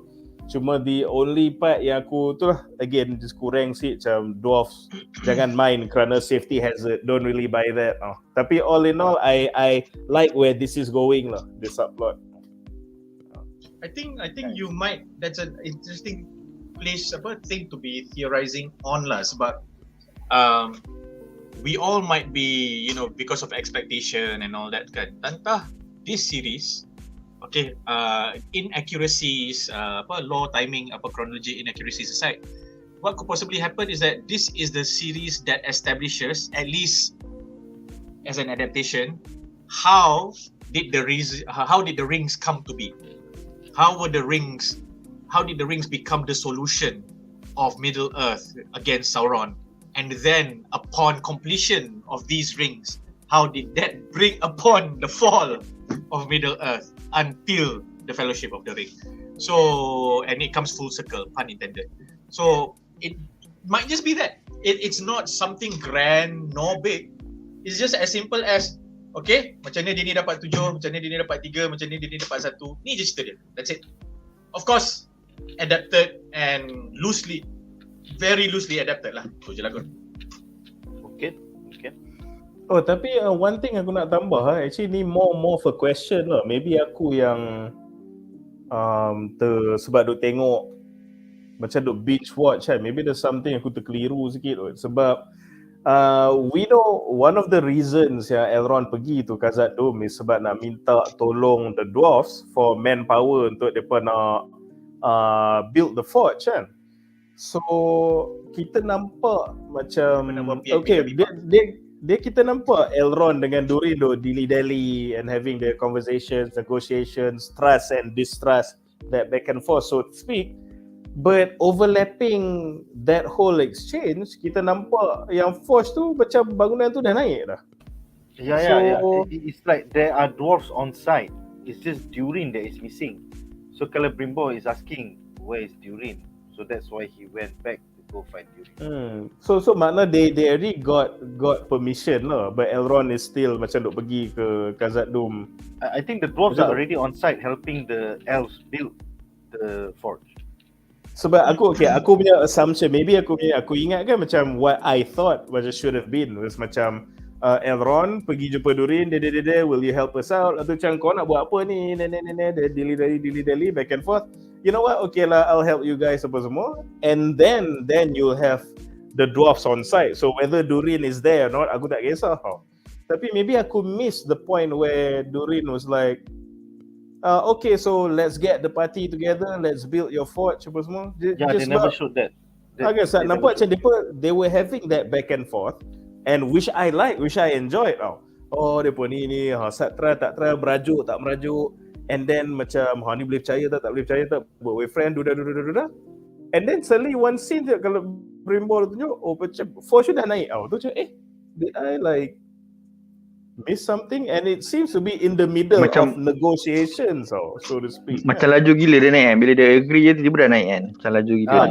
Dia macam dia agree. Episod ni dah macam dah ada part of it, the pace. Dia macam episod ni masa dah naik macam dah masa tu dah berjalan dah berapa minggu, bulan lah. Orang kata bulan lah. Lebih kurang lah. Dia dah berjalan berapa bulan lah. Duan.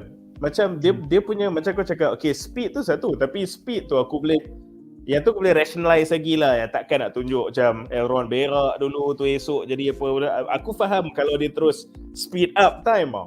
Tapi yang aku keliru sikit sebab dia still macam doing that dance dengan Durin tau. Tapi macam benda tu aku macam pening. Aku tak nampak macam the resolution of depa punya dilly-dally tu.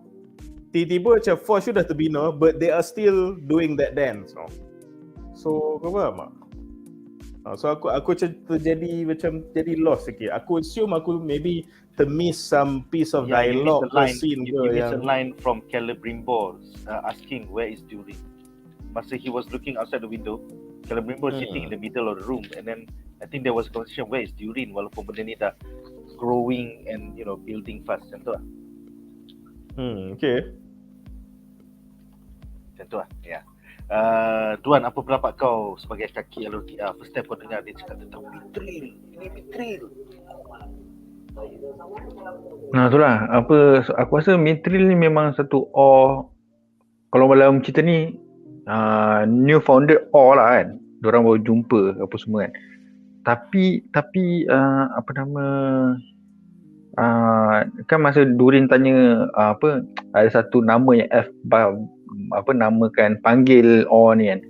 Tu je salah sebut tu dia yang orang kata Mithril kan. So benda ni macam sebenarnya bukan benda baru. Benda ni macam legend tau sebenarnya. Macam dah lama sebab F pun dah pernah jumpa, F pun dah namakan benda ni Mithril. Tapi dwarf memang macam baru jumpa jackpot lah. Kat mana yang untuk boleh main benda ni. Betul. So maknanya selama ni diorang memang mencari benda ni.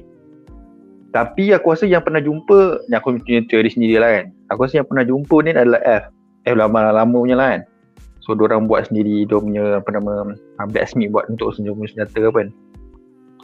So aku rasa kat F dia akan buat armor ataupun pedang lah kan. Dia dapat dekat dwarf ni, dia utilize kan, dia buat macam vibranium lah. So benda dia buat pakai Mithril. Sebab pintu pun dia buat. Satu lagi function Mithril ni kan, dia boleh glowing kan kalau ada orc ke apa master dekat. So benda tu memang glowing. So kau tengok pintu tu pun dia akan glowing kau rasa buat namanya betul. Lepas tu baju tu glowing. Pedang Frodo tu Mithril juga ke? Yang dia kalau dia sting. Bukan. Tidak, Sebab dia kalau macam ada orc dekat dia macam nyala kan. So tu pedang elf kan. Bukan pedang Mithril. It was made by elven smiths in Gondolin. Frodo's sword, sting, glowed blue. That's the only reason. Pasal it was made by elves. Tak ada pada apa tak tahu lah. Sebab aku macam bayangkan Mithril ni macam glowing juga. Sebab kalau dia salah satu because the blades are elvish made. Sama macam Bilbo punya sword juga, sting. Okay. Tapi armor Frodo tak menyala kan? Armor Frodo tak, because armor Frodo is the one that is made from Mithril. So pedang tu dah ada jumpy elf tu. Satu dia special ni, dia boleh detect. Sebab aku ingat Mithril memang glowing sebab kalau Mithril one of the bahan dalam One Ring pun akan menyala juga kan. Kalau kena panas dia akan menyala juga kan. So kan Mithril punya salah satu ni adalah glowing. Nak silap yang tu pun pasal magic. Yang menyala-menyala ni pasal dah ditempa dengan magic lah. Tapi kalau kau tengok Mithril yang Frodo pakai tu, yang natural punya Mithril, dia tak tempa dengan magic ke apa kan. Dia macam benda datang tak menyala. It was a magical ability. Sting has a magical ability to detect the presence of goblins and orcs nearby. So dia akan glow. Tapi tu daripada elven magic lah. Itulah sebab kalau tengok Mithril ni masa zaman Fellowship of the Ring, dia dah macam jadi satu benda yang rare tau. Dengan baju Frodo tu yang the last piece Mithril yang wujud dekat Middle Earth. So masa ada cerita Ring of Power ni, diorang baru jumpa, so diorang macam nak utilize kan. Nak gunakan jadi macam vibranium kan. Nak gunakan dekat semua benda, nak gunakan Mithril kan. Benda ni dia kata lagi berharga daripada gold lah. Dia ringan tapi sangat padu. Betul nak dia sangat kuat. So dekat sini kita nampak lah, hopefully dia akan ada fokus dekat Mithril ni lah. Sebab bagi aku macam mana Marvel sangat agungkan vibranium, so Lord of the Ring kena agungkan jugalah Mithril ni, satu ni. So dia bukan setakat nak buat armor ke apa, dia boleh buat lagi benda-benda lain. Sampai kan dwarf ni sampai macam Munif cakap dwarf ni sampai taksub seperti gila-gila kan, lupa diri sampai dia korek sampai kat tengah bumi lah, sebab dia dah langgar dia punya safety punya ni kan, safety punya regulation semua dia dah langgar, SOP semua langgar. SOP semua dah langgar, OSHA pun dia dah tak nak ikut dah langgar. Sebab aku rasa kau mining benda tu normal lah kalau kau ada safety punya regulation. Even kat dalam film fantasy pun benda tu normal. Kau ni mesti kan ada, baru kau boleh buat benda tu dengan lancar sebab kau follow the safety punya rule.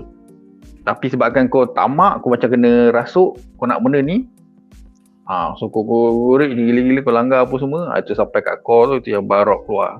So aku rasa benda ni boleh link dengan Barok punya jalan cerita lah. Sebab Barok ni macam benda yang diorang tak expect pun, tiba keluar, dia serang terus.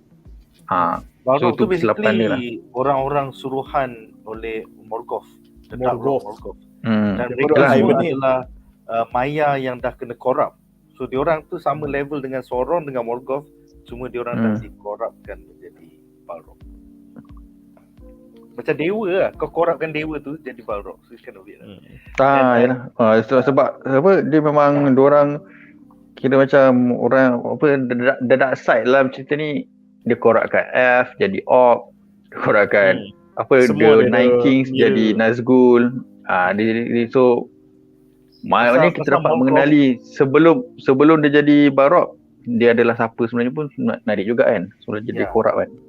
Isi satu sebab Morgoth ni tak puas hati dengan Eru Iluvatar, dia punya Tuhan, ialah pasal dia tak ada kuasa to create. Dia hanya ada kuasa to corrupt. So that's why dia bengang. Dia macam, aku nak jadi level macam my maker Eru Iluvatar, so I can create as well. So tapi tak boleh. On his way to power tu lah dia corruptkan elf jadi orc, dia corruptkan humans jadi wish kings or angmar and stuff like that. So he can only corrupt. Sama macam Sauron juga, dia punya anak didik dia pun hanya can only corrupt, they cannot create. Totally create lah. Dan korapkan Hobbit jadi Gollum kan. Betul. So basically korap sebab apa? Sebab tu orc kau tengok macam mana orc lahir kan, dia tak ada persejawaan. Dia lahir daripada tanah-tanah kat bawah tu. So basically sebenarnya tu adalah mayat-mayat elf yang lama macam dihidupkan balik lah aku rasa. Sebab dia korek balik tanah, dia keluar. Macam tu lah. By the way, the western gate of KHAZAD-DUM tu yang dibuat daripada Ithilien, satu alloy yang kau dapat daripada Mithril, adalah creation of the elven engineer Celebrimbor. So macam Celebrimbor bagi hadiah kepada the elves. The dwarves. The dwarves. Menggunakan Mithril diorang eventually. Yang kita nampak pintu yang Gandalf buka dalam waktu malam. So melon tu. Yang tu. Yeah.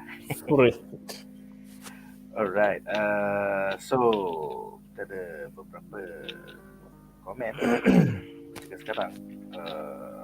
Okay, Aruna mengatakan jadi teori Brazil tentang plot Rings of Power so far, dia rasa Sauron dah influence the elves.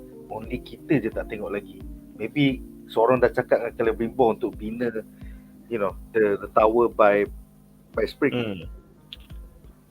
Tower tu sebenarnya tower adalah rushing kan. Itu tower tu sebenarnya adalah apa? Isengard ke ni? Mordor. Tower Kita tak tahu. But most likely it will eventually turn. Yeah. Dia eventually akan jadi the two tower kan? One of the two tower kan? Maybe lah. It looks like it lah. Yeah. Kita nak tahu apa lagi? Takkan tahu dekat KL tu kot. Pasal dalam buku pun Celebrimbor forged the Rings of Power pasal tunjuk ajar oleh Sauron. Yeah, that is coming. Tak tahu season ni ke? I like sekarang ke? Yeah, I like this call. I think this might just be it. Which in retrospect, let's just say this is true. Then it might eventually shape how Galadriel punya character grows out her teenage angst punya years lah. Sebab without her realizing the elves that she grew up with or for had already been like that because of the very subtle Sauron influence lah. So then dia akan sedar yang macam patutlah dia macam ni, patutlah dia tak pernah dia selalu rasa asing dan sebagainya. Then baru dia macam sedar macam-macam lah. Might just be nice. I like it if that were to be the case lah. Nice. Soalan seterusnya adalah daripada kategori The Great yang bertanya, kalau Mithril ni berharga sangat, kenapa duit kasih free je dekat Elrond? Weh, kategori bro. Nilai persahabatan bro. Persahabatan bro. Dia bukan elf bukan sebarang elf. Itu ini Elrond bro. Itulah kau tak tahu, itulah apa rasuah pertama kat dalam Middle Earth. Rasuah ever. Orang lain lambat gila rasuah weh Duan. Tapi lambat gila rasuah. Yang kelakarnya eventually itu akan jadi export KHAZAD-DUM kepada the rest of Middle Earth. Dan kemudian akan membawa Doom kepada KHAZAD-DUM. Ya. Apakah beza orcs dengan Uruk-hai? Kau boleh explain tak? Silakan. Sebenarnya apa orcs ni kan dia ada apa nama, kira macam kira benda yang dah korup. Dia macam jenis tau. Goblin boleh korup semua. So huruf high ni ada orc juga, tapi dia adalah elite punya orc yang sangat kuat. Elite squad pada orc. Sebab orc ni banyak jenis. Kau tengok masa dia bawa lari apa nama, pimpin dengan Mary kan. Lepas tu dia nak makan kan. Can we have a leg a little bit kan kau tengok tu diorang berpecah kan. Sebab diorang pun kau tengok muka pun lain-lain. Sebab diorang ada datang daripada orc yang berbeza. Sebab orc ni dia apa, bahasa-bahasa yang korup. Ada daripada yang goblin, ada daripada apa nama elf semua. So diorang pun tak satu kepala juga. Tapi bila huruf high ni tengok dia level badan semua sadar-sadar. Muka handsome sikit lah kan. Muka sikit daripada yang lain kan. So itulah dia. Itulah dia huruf high. Dia elite punya orc. Aku suka Muhammad Amin cakap huruf high boleh kena matahari. Macam kita tengok dalam episod ni, orc semua macam betul lah. Pada orc dalam fellowship dengan LOTR semua boleh kena cahaya matahari. Semua apa lari time siang-siang. Daripada boleh ni kenapa sunscreen daripada jumpa mungkin nanti dia akan evolve best element time tu. Tapi tak just going back kejap ke Aruna punya teori tadi kan, pasal yang sebab kita tahu of course Celebrimbor pun dia memang buat the Rings of Power tu memang atas inspiration dan tunjuk ajar by Sauron in the literature kan. And we know juga Sauron pun has infiltrated the elf society, menyamar lah benda semua kan. So if you put the two and two, kalau kau tengok the promotional images and even the trailer yang feature Eminem, two things. Satu, he seems to be wearing an elven garb, and secondly, tak nampak telinga dia in any pictures. Ya. Diorang cut, diorang crop off tengok dia punya macam tu je. Dia punya kening. Kan? So aku rasa tu hiding the fact yang dia memang dah duk actively masquerading as the elves. Rasanya lah. Mungkin. Kan? Ke dia adalah elf yang membuat Adar. Maybe lah, tak tahu ada that relation kan. Betul, boleh jadi. Entah kalau kau tengok balik mana tahu, kau tengok balik the first few episodes masa ada banyak elves, when the many elves were featured kan. Entah one of the macai duduk di belakang kat background tu, tengok entah tu ada Eminem kat itu. Maybe kita je tak perasan. Nanti mulalah ada dia orang yang duk study frame by frame tu, nanti jumpa lah something. Ya man, betul. By the way, Aruna dah fact check ya. Rupanya huruf high ni adalah creation Saruman by crossbreeding Gondor man with orcs. Kesiannya Gondor man tu kena sontok dengan orcs, lepas tu boleh beranak pula orcs. Macam mana tu, aku tak boleh brain tu. Magic. Sebab sontok toron lah je. Alright guys. So dengan itu berakhirlah segmen ini dan kita akan ke plot menarik kita yang terakhir. Alright, so plot menarik kita yang terakhir adalah tentang NUMENOR serta Palantir Prophecies. So untuk mereka di rumah yang tidak arif, the Palantir atau Palantiri, maksudnya Palantir yang banyak, are some of the most remarkable objects in the whole of Middle Earth, fashioned by the elves in Valinor to act as both a long-range communication device and diviners of the future. 7 Palantirs eventually made their way to Middle Earth. One ended up in Isengard with Saruman, one is in Minas Tirith with the stewards of Gondor, and one final Palantir comes into Sauron's possession. So aku memang terkejut lah tengok NUMENOR ada Palantir, macam diorang pun ada handphone tu. Kaya diorang. Okay, so aku ada 3 soalan dalam segmen ni. Soalan pertama untuk Munif ya. Apakah pendapat anda tentang NUMENORians yang racist AF terhadap elves? Diorang macam diorang curi kerja kita. Tengok satu pekimak ni datang, diorang dah curi kerja kita. So, at the same time, cara simple je Farazon game diorang. Kau jangan baru seko bro, diorang takkan curi kerja korang lah.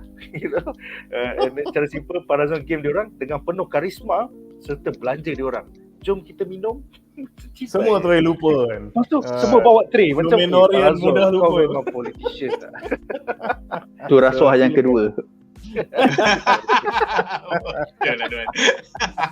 Dia okay, sebelum aku pergi ke soalan tu, aku nak cakap lah. Dia Palantir ni function dia tu lah long range communication, tu maybe saya envisioning the future sikit kan. So, kalau kita kata content creators yang duk spread fake rumours ni Palatau, yang spread accurate ni rumours tu dia Palantir lah jadi. Jangan. Palancau lah. Dia Palancau tu bila dia buat statement yang tak masuk akal. Okay. Dia macam bila Palantau buat statement bangang tu Palancau lah. Jadi Palancau terus. Okay, so pasal sebenarnya aku memang macam mana memang kena lah soalan ni dengan aku pasal I am scratching my head as to okay, kita tahu how it is in the law lah kan. But dalam series Ring of Power ni aku sampai sekarang still tak faham kenapa dia benci sangat dengan elves. So aku rasa ni pun maybe adakah aku terlepas something or is it not properly explained? Dia hasn't been dia cakap je dia sebab okay. Dia sejarah dia pun dia ada lah, actually dia ada. Ada. Yang sejarah dia yang aku faham lah kan. Sebab NUMENOR tu tanah tu diberikan oleh F kepada manusia yang tolong dorang masa lawan Morgoth. So bila dia dah bagi dia dah bagi. So benda tu dulu dorang memang sangat rapat dengan F. Dia memang ally kan. So dorang sangat baik lah dengan F semua ada ni. Tapi dah lama-lama tu sejak King dia yang sakit tu dah ni sebab time tu King sangat suka F. Tapi rakyat macam dah lama-lama dia macam lupa diri lah. So dia dah rasa tanah tu dorang punya. Dorang earn tanah tu bukan sebab F yang bagi. Dorang earn sebab dorang pergi perang semua kan. So dorang dah jadi macam tak suka F lah. Ni tanah Melayu dia kata. Ni tak boleh kau nak hantar tuntut pula. Dia macam tu lah. So bumi ni bumi yang berdaulat. Kenapa kau datang nak tuntut pula? Bumi NUMENOR. Berdaulat. Bahasa kami. Duan, bukan scene yang the Queen sembang dengan Galadriel. Lepas tu dia cakap ada satu time tu Galadriel cakap masa Galadriel sampai ni atas kan dia nak jumpa the king. Lepas tu the Queen was there waiting kan. The Queen cakap the father pegang Palantir or something like that and then ternampak vision.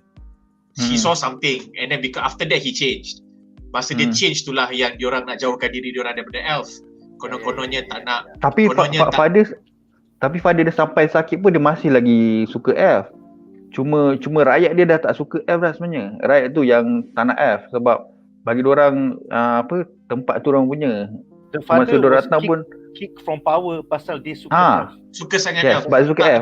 Rakyat dia tak suka. Aku rasa yang aku rasa aku dengar kau cerita ni, aku rasa what it could be sebab kita pun kena tengok balik is that diorang perlahan-lahan dah jauh daripada elf ataupun dia dah renggang sikit. Dah aman lah, dah aman. Dah aman, dah okey lah. So dah tak ada masalah. And then the father tiba-tiba terpegang Palantir and then dapat vision lah. So bila dia dapat vision, dia rasa macam untuk aku mengelakkan bencana atau malapetaka ni, kita kena kembali ke pangkal jalan. Yakni kita kena ingat kembalilah kita punya ni dengan elf apa semua. Jadi bila the father start tukar macam elf tu yang rakyat kata fuck off kau. Ini tanah Melayu. Melayu. Apa dia jawab? Lepas tu dia kata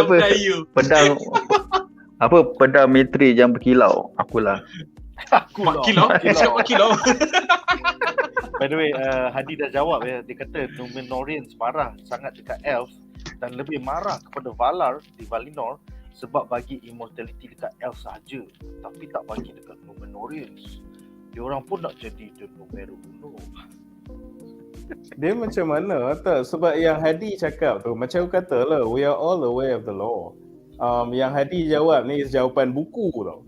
Cuma dalam series ni dia macam tak tunjuk anything.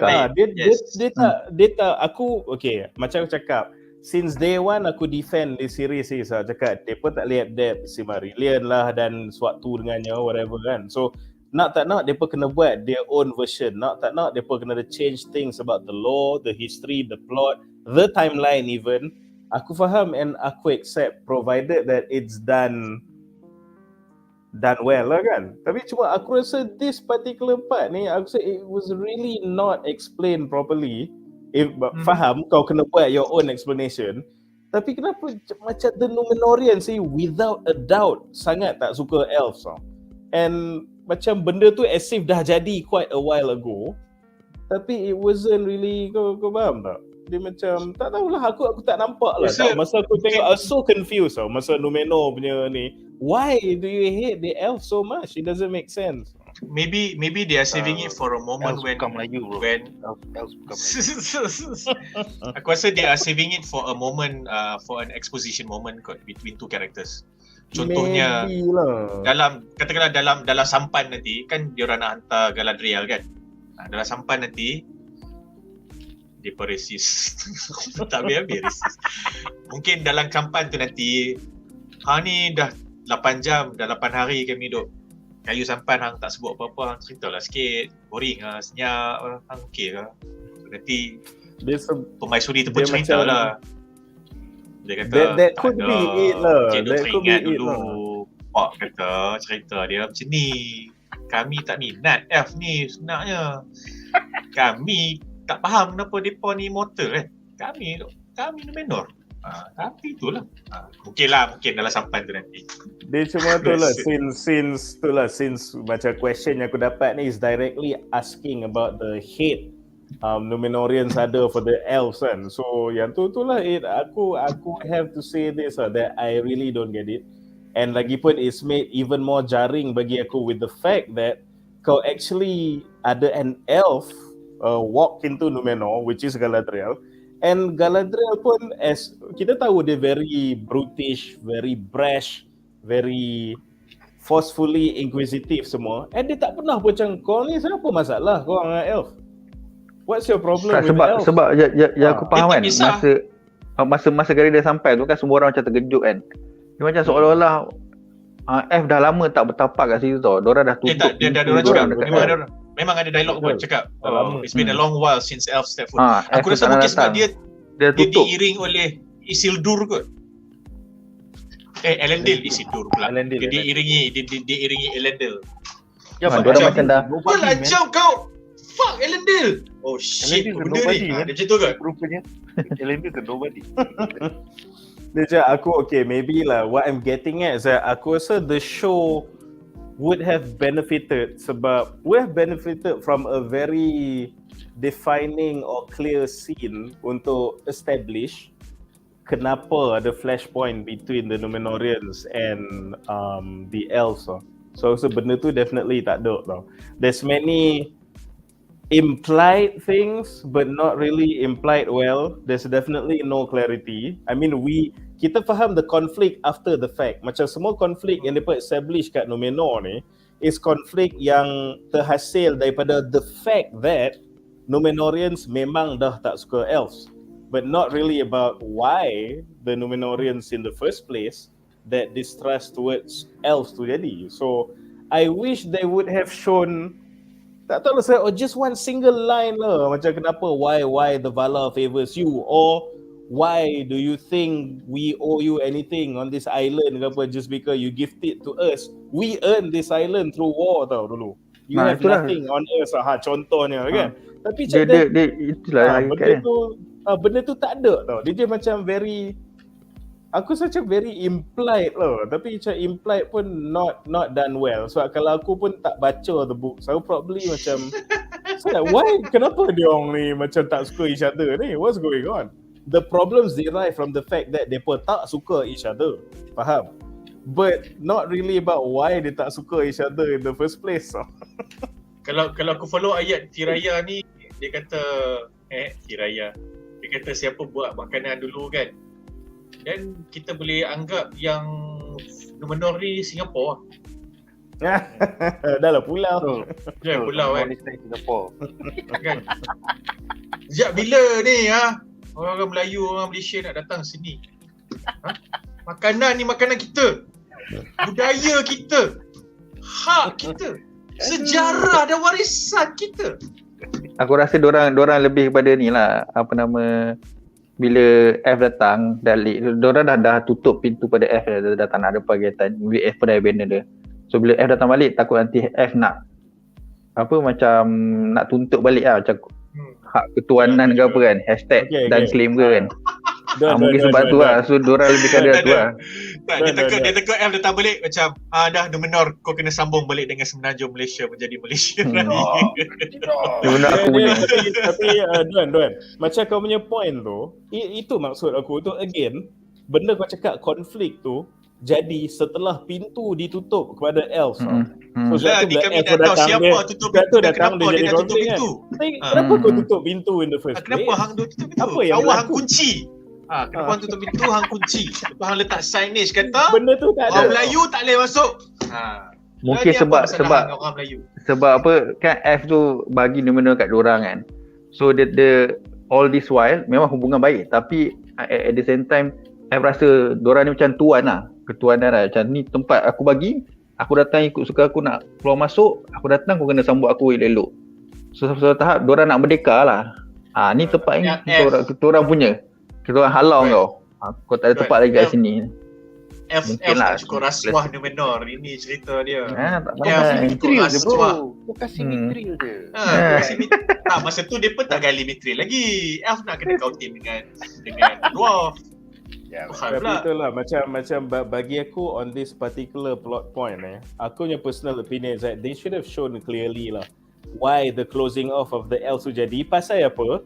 Pasal it's not only pasal benda tu in the past but also talking about the future. Kenapa macam the Queen tu finally semua together with the Numenorians agree untuk ally balik dengan Galadriel. Dia basically kau nak reconcile balik whatever the fuck happened that caused you to shut off their relationship with the elves.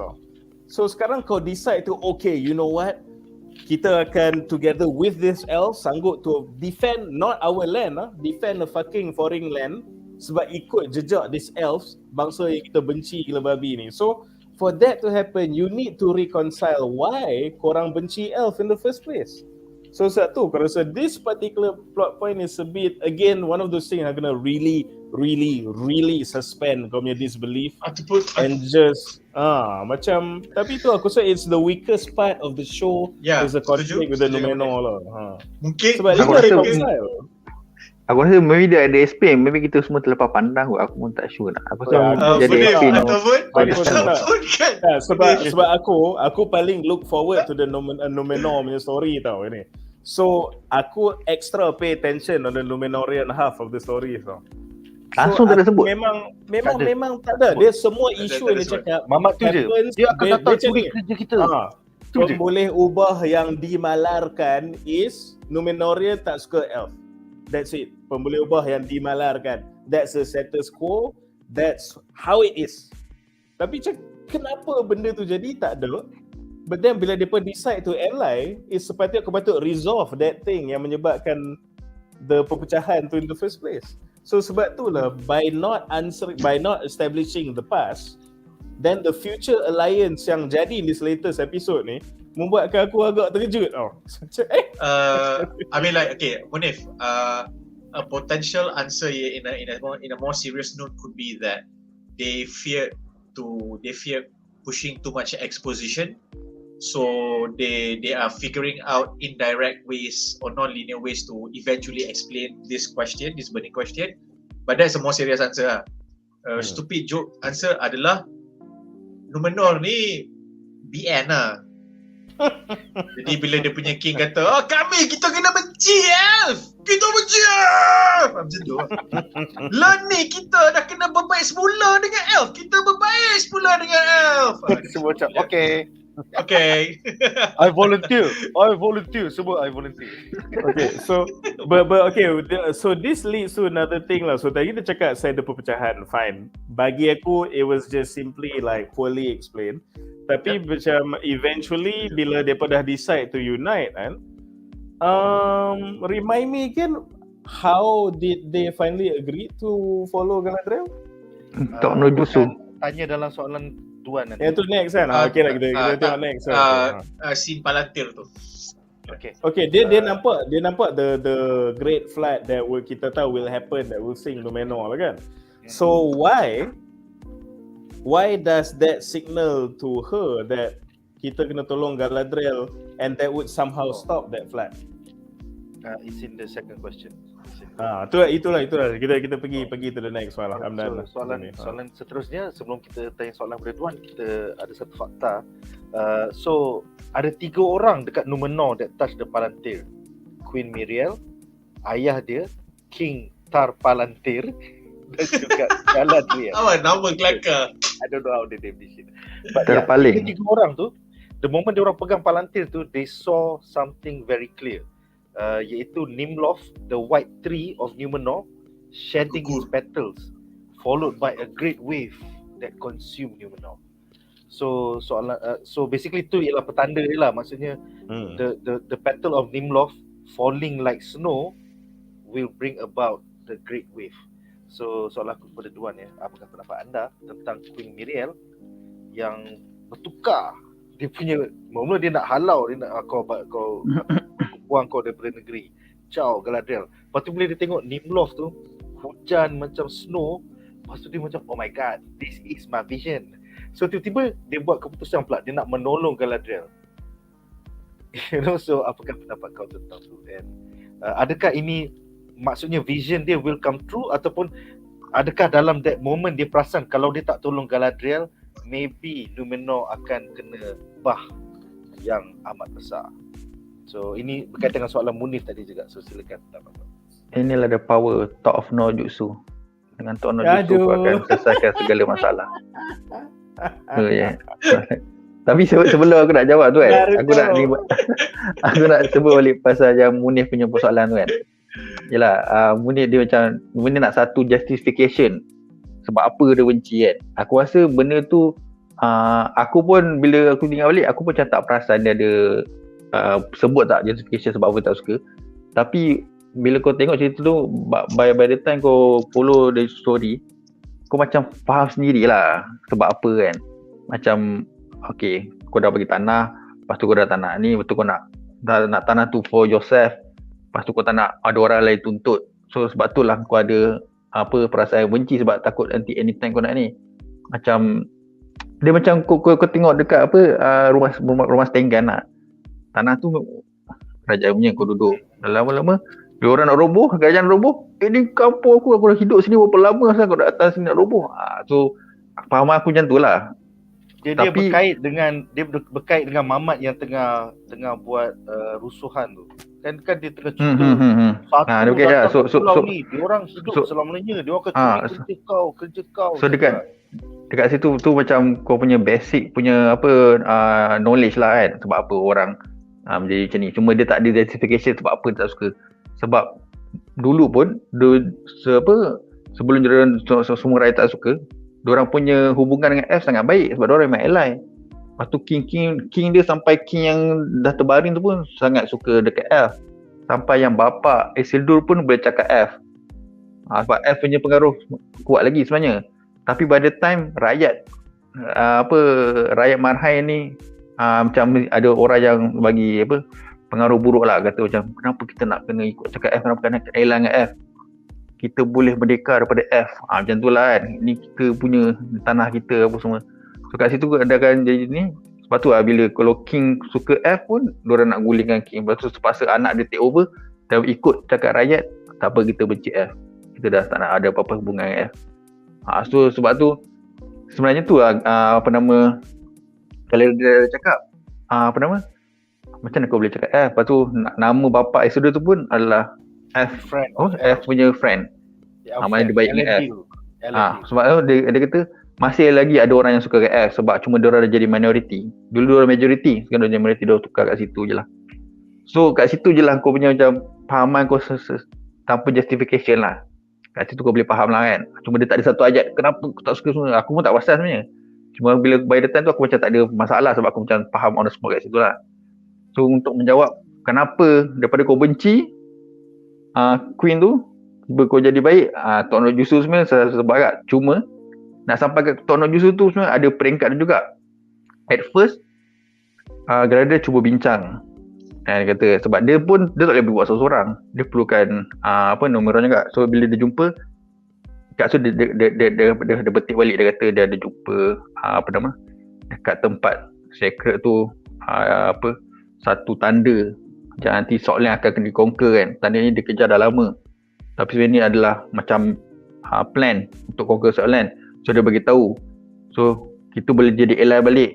Tapi yang Queen tu dah dia memang tak nak dah dengan aku dengan F. Kau nak apa nak jadilah. Janji aku tak nak masuk campur. Aku tak nak terlibat dengan kau dah. Tapi cara gara-gara dia masa tu masih bongkak dan belagak lagi. Dia masih F lagi. So, dia tak tahan, lepas tu dia terus sebut mula Queen tak nak layan sikit. Dia kata nak jumpa King yang sebenar, aku tak jumpa kau. Tiba dia trigger, dia suruh masuk dalam penjara. Lepas tu dia jumpa Halbrand bagi dia tips. Kau ni tu lah tak pandai politik. Tak pandai politik. Cara dia, macam mana dia boleh trigger kau masuk kat sini? Apa point yang kau petik? Aku cakap nak bantu rakyat kau. Tak, tu aku rasa tak sebab tu. Dia petik pasal bapak dia. Tiba dia trigger. So kalau kau dah tahu kelemahan dia, dah ada bapak dia, kau gunakan dia, kau manipulate kelemahan dia tu supaya jadikan kau punya senjata untuk ambil hati dia balik. Guna Tok Nok Jutsu. Cakap elok-elok. Boleh ke dia kata? Boleh. Sebab kau dah jumpa tu satu benda yang trigger dia, kelemahan dia. Tapi sebab cara kau guna tu keras. Kau guna politik, guna bahasa F kau. Ayat kena manis. So dia cuba balik. Saya kata dia jumpa King, ternampak Queen tu. So dia borak heart to heart lah pula. Dia cuba balik, kenapa kau boleh benci kat F semua? Dia kata sebab apa dia semua suka tapi Raya tak suka. So dia dapat vision, apa semua gedebak-gedebuk. So dia pun kata, dia pun share juga ni gedebuk. Dia pun cakap elok. Somehow ada satu connection, ada bonding. So lepas tu dia pun dapat vision apa yang pokok tu jatuh kan. So kat situlah petanda yang diorang percaya. Oh, maknanya kita kena bantu F ni. Kalau sebab apa petanda tu dah datang. Sebab dulu pun Queen tu dah cakap awal lah. Dia kata masa dia habislah F datang. Dia dah tahu F datang tu ada satu petanda tau. Dia sama ada jahat atau buruk ataupun baik. Cuma masa tu dia nampak buruk. So bila the moment daun-daun pokok tu jatuh, dia dah jadi macam plot twist lah. Ni bukan petanda buruk. Ini petanda baik. Kita kena tolong juga. Sebab dia tahu dia punya vision tu, bukan vision. Apa panggil tu memang ada dalam tertulis prophecy. Satu hari nanti ada suara air datang akan ubah tempat ni. Tapi semua dia dapat buruk je. Tapi the moment yang daun-daun tu jatuh, dia tukar pula. Dia petanda baik, so kita kena ikut. Tu I volunteer nak join ni lah. Volunteer tribute semua tu. Yep. So Munif, apa pendapat kau? That she changed her mind because her visions at the Palantir was the Nimloth, Nimloth punya daun shedding across NUMENOR. Betul lah, entahlah. Bagi aku macam that breeds a few questions juga lah. Never mind the fact yang dia punya flashpoint is still not explained. Tapi tak apalah. Tapi baca dia boleh relate that vision to with the appearance of Galadriel lah. So masa Galadriel nak bluff baru petals tu jatuh. Itu sebab baru dia tahu dia betul. The trigger. The petals Yes. falling is the trigger. So, And what was implied when during their conversation lepas Galadriel sentuh Palantir tu adalah that same vision lah. So betul. it was just implied lah. So that was a bit short. That was a shorthand that I didn't quite like, to be honest with you. But I took it as that. tapi dia yang that vision tu, that queen seorang tu saja ke ada ke when the king dulu pegang the di king Palantir? saw it. The king saw it. The king saw it? Muriel saw it, and Galadriel saw it. Galadriel saw it. So I suspect even from the times of the king lah. Yes. So Dia I dah suspect nampak benda tu. she heard that from the king so many times, and then she saw it herself, and then she becomes a conflicted queen lah. She had to step up and to replace the father in a somewhat volatile Numenor, or not necessarily uneasy, tapi macam Numenor yang macam resah tapi dia tak tahu kenapa dia resah. And then tiba-tiba Galadriel sampai dengan Elendil. So bila Galadriel nampak benda yang sama, then she knows that she cannot lie to herself lah. But then again the only way that she was able to bend backwards is to say, okay lah Galadriel, kau boleh pergi lah. We will send you off safely. Please do not bother us anymore. Sebab dia conflicted, dia tak tahu nak buat apa. And then as Galadriel jalan, lepas tu angin pun tiup, rambut dia pun macam, macam tu. And then sepoi-sepoi bahasa, perupum the daun. Perupum, apa benda perupum daun? Sound effect tak masuk. And then the daun started coming down. That's where she realised, oh shit, fuck. Damn it. Betul. Je lah. Tapi banyak benda ni imply. Munif punya point stands lah. Benda ni imply you have to make extra work to pay attention to all these kind of benda ke. You have to fill in the blanks for them. You have to fill in the blanks for them. Which dia macam mana, okay, macam it actually goes back to punya first point tadi pasal, again, aku cakap, aku selalu defend series ni pasal the changes they make because I understand. Bagi aku, even kalau mereka dapat Silmarillion pun, kalau mereka adapt 100%, it wouldn't work as a TV series. Yeah, correct. It wouldn't. So I have no problem with the changes, but these are major changes and they need to either make sense or at least be made pretty clear lah. Sebab dia macam mana lah, okay, aku kalau tak nak sentuh the law when we are discussing the TV series, tapi in comparison, sebab why the Numenorian jadi macam tu, sebab mereka jealous dengan the Valar bagi the elves macam eternal life, and that jealousy tak bukan macam tiba-tiba datang dia pasal Sauron living among them yang duk whisper duk cakap ni. So the fall or the turn of Numenor tu directly berkaitan dengan macam menunjukkan how sinister Sauron is. So bila kau dah buang Sauron from the Numenor punya plot, that's taking away a big chunk of what make this Numenor punya plot the best. Tapi kalau kau buang, it's okay. Again, I cakap, faham. But you replacing it with nothing, literally not explained. So I find it hard to accept that. Sebab kau tak ni jadi pasal hasutan Sauron.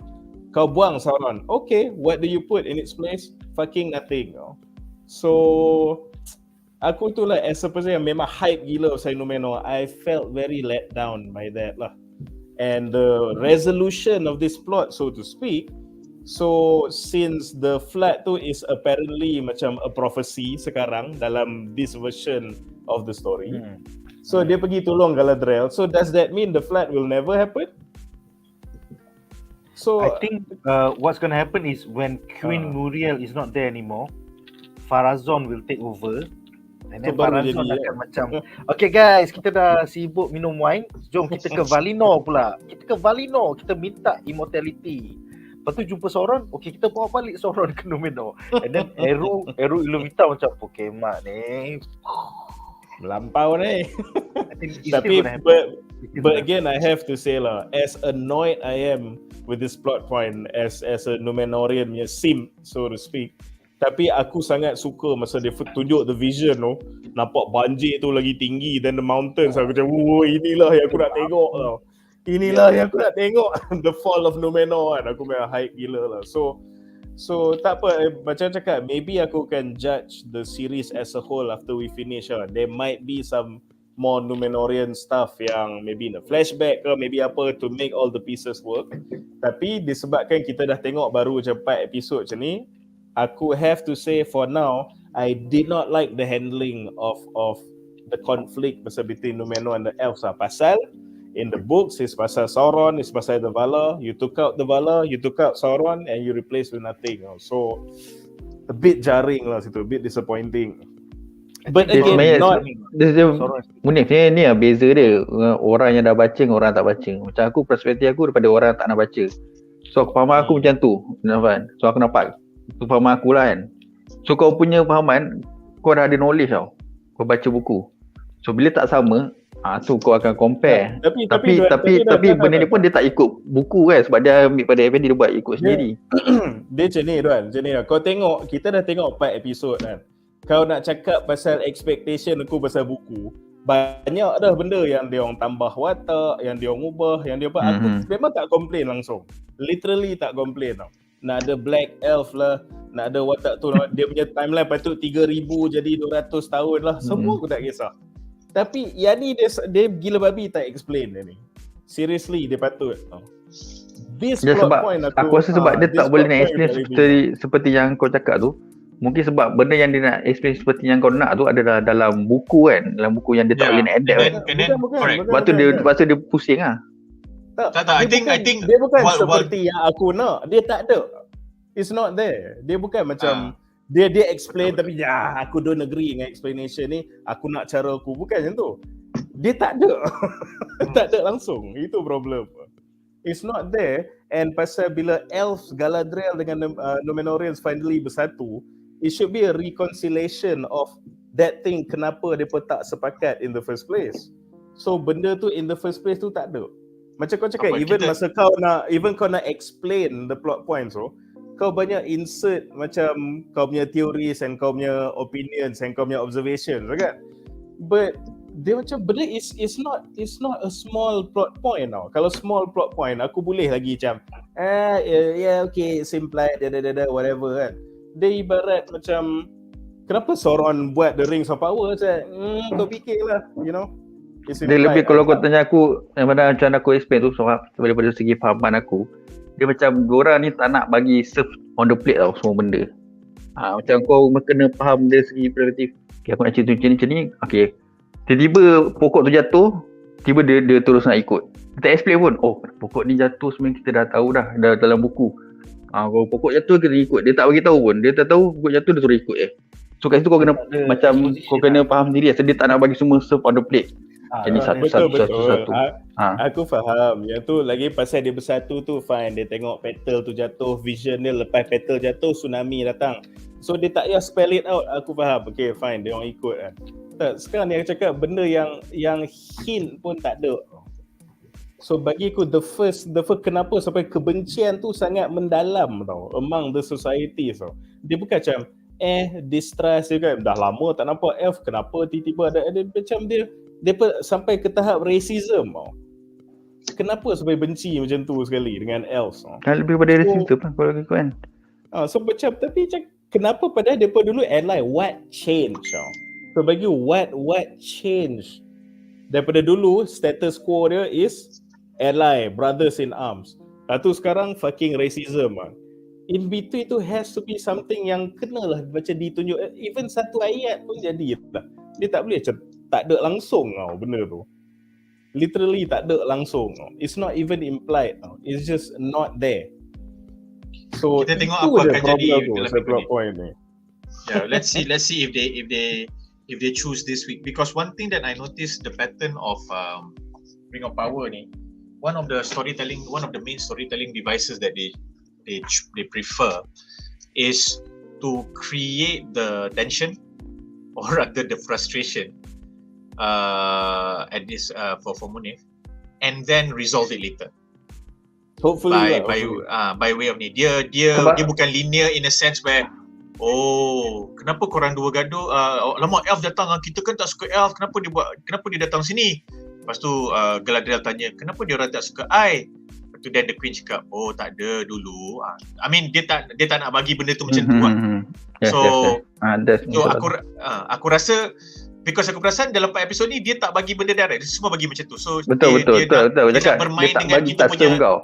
Dia nak main dengan kita punya imagination. I'm not saying I like it. And sometimes benda ni orang akan confuse cara dia, sebab bila kau buat benda ni dengan efektif, kepujian yang kau akan dapat adalah, weh pandai dia buat benda ni suspense dia buat kita tertanya-tanya. Betul. Kalau kau buat dengan efektif. Betul. Tapi tapi benda-benda macam ni banyak moving parts.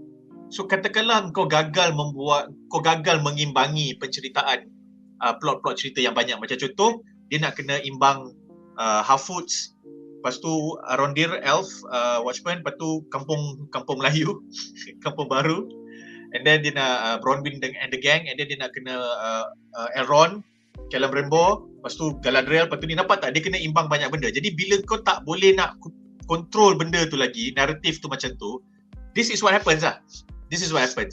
You know that at episode 4 this scene needs to happen and you need to say these things, tetapi disebabkan kau tak boleh nak balance sangat, the crumbs that you needed to drop, kau tak drop. So instead of drop 4 crumbs, kau drop 3. So yang satu yang kau tak drop tu yang banyak pincang. Jadi benda tu yang fit Munif punya point adalah, yang fit Munif punya point, aku tahu korang gaduh. Tapi sekarang ni, bila korang tak establish korang gaduh pasal apa, lepas tu tiba-tiba pegang Palantir, sembang, lepas kena penjara, okeylah kau hantar kau balik, nampak pokok gugur, okey tak apalah, aku teman kau pergi sana. Bro, like what? Kan? So, dia tak cukup depth untuk kita satu nampak apa yang perlu dilakukan oleh Queen untuk berubah hati. Dua, some even content kata tak nampak ini je dia berubah hati, dia nampak daun gugur je, cukup ke? So I think benda-benda macam ni lah yang kurang. So setakat ni aku rasa payoff yang kita dapat in terms of dia bagi dulu, lepas tu dia explain kemudian. Sekejap, let me see. Tak banyak tau sebenarnya. Dia tak ada bagi, dia ada satu lagi. Macam aku tengok macam mana si Tio tu dapat pedang tu pun, macam dia tak explain tau, selalu dapat pedang, tapi bila dia explain tu macam bersahaja sajalah. Macam kau tahu, bukan satu benda yang benda ni macam betul. Dia explain later. Itu je, macam bodoh je. Lepas tu kau tak ada rasa macam patutnya dia kena jumpa dengan dramatik, sebab ni pedang paling kuat, dia jumpa kat sini dia dah skodeng semua, tak ada. Orang tu pun boleh cari dia jumpa dia, kau cerita dengan aku kan, nanti kau kena join aku apa semua. Macam bodoh je, tak ada apa-apa yang dramatik pun. Macam tu je explain. So macam ni juga aku nampak dia explain dekat Numura ni, macam tu je dia explain, ataupun dia tak explain tapi benda bergerak. So kau kena faham sendiri kenapa, sebab apa dia sebab, bagi sebab aku macam lah, aku tak ada masalah macam Munif lah. Yang So, yang kalau macam yang aku tengok ya. Dia bagi aku yang pasal plot subplot pedang tu, aku boleh accept so far macam dia tak cerita saya origins also, because it's an ongoing plot point lah. Macam you could say the point of the story pasal pedang tu, or the mystery or the main attraction is the origins of the pedang tu. So memang naturally dia takkan explain dan takkan resolve lagi benda tu lah, sebab benda tu yang maybe akan menjadi dia punya climax is origin pedang tu. Tapi cerita Numenor ni, the conflict Numenor dah wrap up. Numenor dengan Galadriel, the elves dah bersatu. So benda tu dah wrap up without really macam establishing the conflict in the first place tau. So dia macam okay, moving on tau, macam okay. Yang pasal pedang tu dia still ongoing, and the jawapan kepada origin dia is the climax. Tapi yang Numenor ni dia dah resolve lah benda tu. Dia dah daripada gaduh tak tahu siapa, sekarang dah kawan. Sekarang kawan, kita bersatu dah, let's go. So okay, fine. Dia bergaduh, dia pasal rasism lah. Kau tak ingat apa? Kau tak complicated. Dia cara rasism gaduh sebab tu. Macam mana Uchiha gaduh dengan Senju. Dulu kawan, lepas tu gaduh. Macam tu je. Maybe sebab benda tu aku dah biasa banyak kali tengok. So bagi aku macam tak payah nak pening, tengok je terus. Itulah komen aku adalah kita tengok season 1 ni habis macam mana, because if they don't do this well, cara dia jamu kita ni, kalau they don't do this well, then in the following season dia akan jadi, it will be stressful watching viewing lah. Sebab satu season kau boleh makan benda ni, 2 season kau boleh makan, 3 season macam okay, aku tertanya-tanya kenapa kau buat macam ni, sebab kau petik kata dulu kau gaduh, lepas tu kau gaduh, scene kau gaduh, kau sembang, kau bagi dua patah perkataan je, itu that's it. Tapi aku pendam perasaan ni macam 3 minggu, 4 minggu. So kalau kau dah ulang banyak sangat, dan aku jadi boring lah nak layan penceritaan macam ni. So kita tak tahu lah akan jadi macam tu ke tak. So but that's a good point tu lah. We'll see. That's a good point lah to bring up. Aku setuju dengan Duan, aku setuju dengan Munif, sebab aku tak ada, my investment in this show is a bit less, so I can disregard it. Husnuzon nanti dia cerita lah. Tapi Munif punya point stands lah.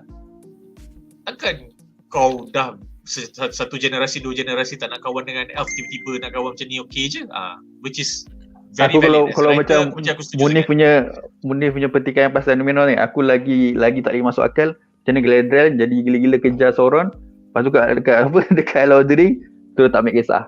Itu lagi macam benda apa yang menyebabkan kau buat jadi macam tu. Itu lagi palacau. Yang tu betul, tapi yang tu masa depan tau. Yang tu masa depan. Sama lah macam aku rasa dia takkan explain pun benda tu. Sebab benda tu adalah plot hole. Sebab apa benda ni dah jadi plot hole. Tapi tu tak kisah. Imam lah kan. Betul lah tu. Kau anggap ni plot hole lah cukup. Imam. Tak payah benda pening. Alright, soalan terakhir untuk segmen ni adalah untuk Jamal . Apakah pendapat anda yang kita nampak at the end tu, Elendil, Isildur serta kawan-kawan volunteer untuk mengikuti ekspedisi Queen Muriel dan Galadriel ke Southlands? Adakah ini akan menjadi kontingen Numenorians yang bakal terselamat daripada the Great Flood dan yang menenggelamkan Numenor, dan mereka pula akan jadi the Gondor punya nation ataupun that great nation? Barangkali I think what happens here is that this serves as the starting point for siapa nama ni, Isildur punya journey lah. Sebab benda tu dia dah beritahu daripada first episode lagi, dia tengah duduk atas kapal, lepas tu ada orang panggil Isildur nak jual apa, nak jual kurma. So dia macam dia macam okay aku nak jadi itulah Yusuf Tayyub. So aku rasa dia macam aku nak kerja kapal macam ayah aku, tapi asal aku tiba-tiba terasa nak jual kurma ni. Tapi kat sini tak ada kurma, aku kena pergi ke Middle Earth baru ada kurma sebab tanah di situ subur. So aku tak tahu lah. So it's a nice segue, because if you see one thing that they've done in the first 4 episodes ni, yang perasan lah, adalah dia tahu bila dia nak, dari segi story beat dia tahu bila dia nak shift. Okay, sekarang ni kita fokus dekat kampung. Okay, sekarang kita dah boleh pindah, kita dah tukar ke sini. And then sekarang kita dah boleh pindah, kita tukar ke sini. So one thing the show has done pretty okay is knowing when to shift. Kita dah habis cerita pasal Numenor, okay, sekarang kita pindah cerita pasal Elrond dengan Durin punya gaduh pula, kawan tak nak kawan, gajuk. And then kita shift.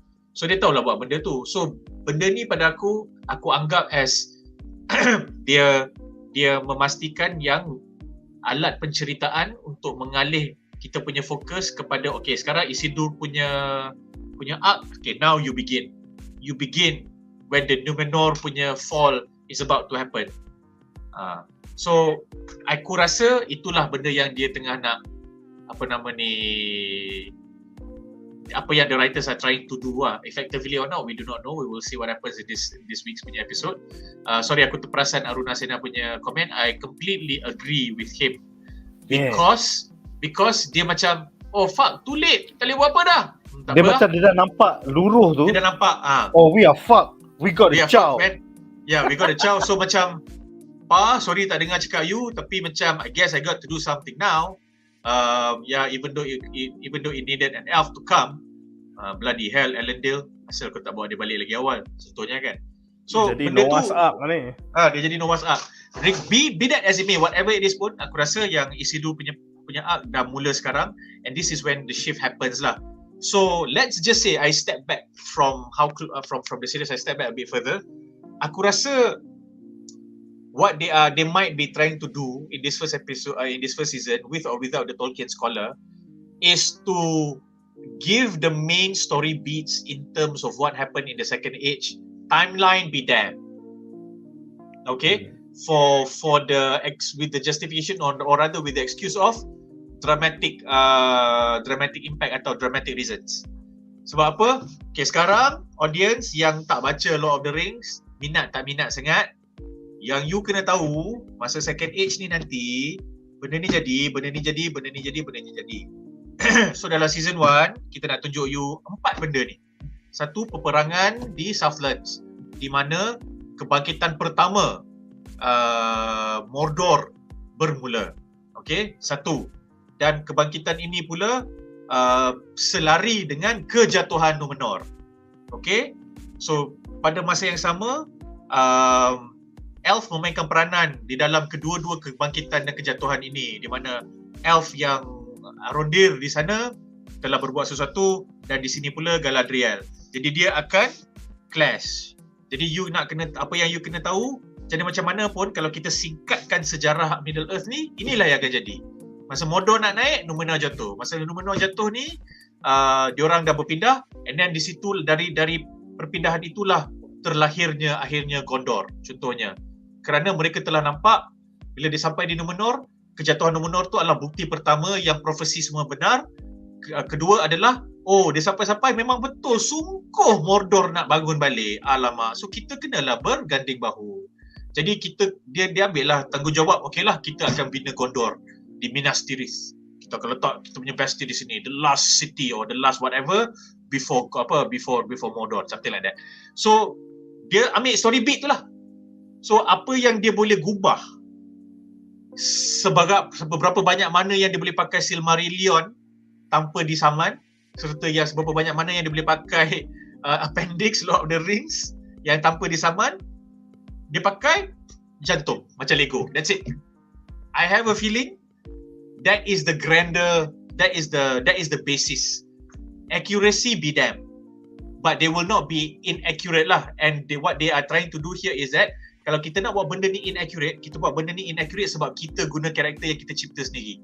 So itu dia dah tak boleh marah dah. Sebab itu fanfiction dan dia dah tahu alasan dia adalah kita tak boleh pakai Silmarillion.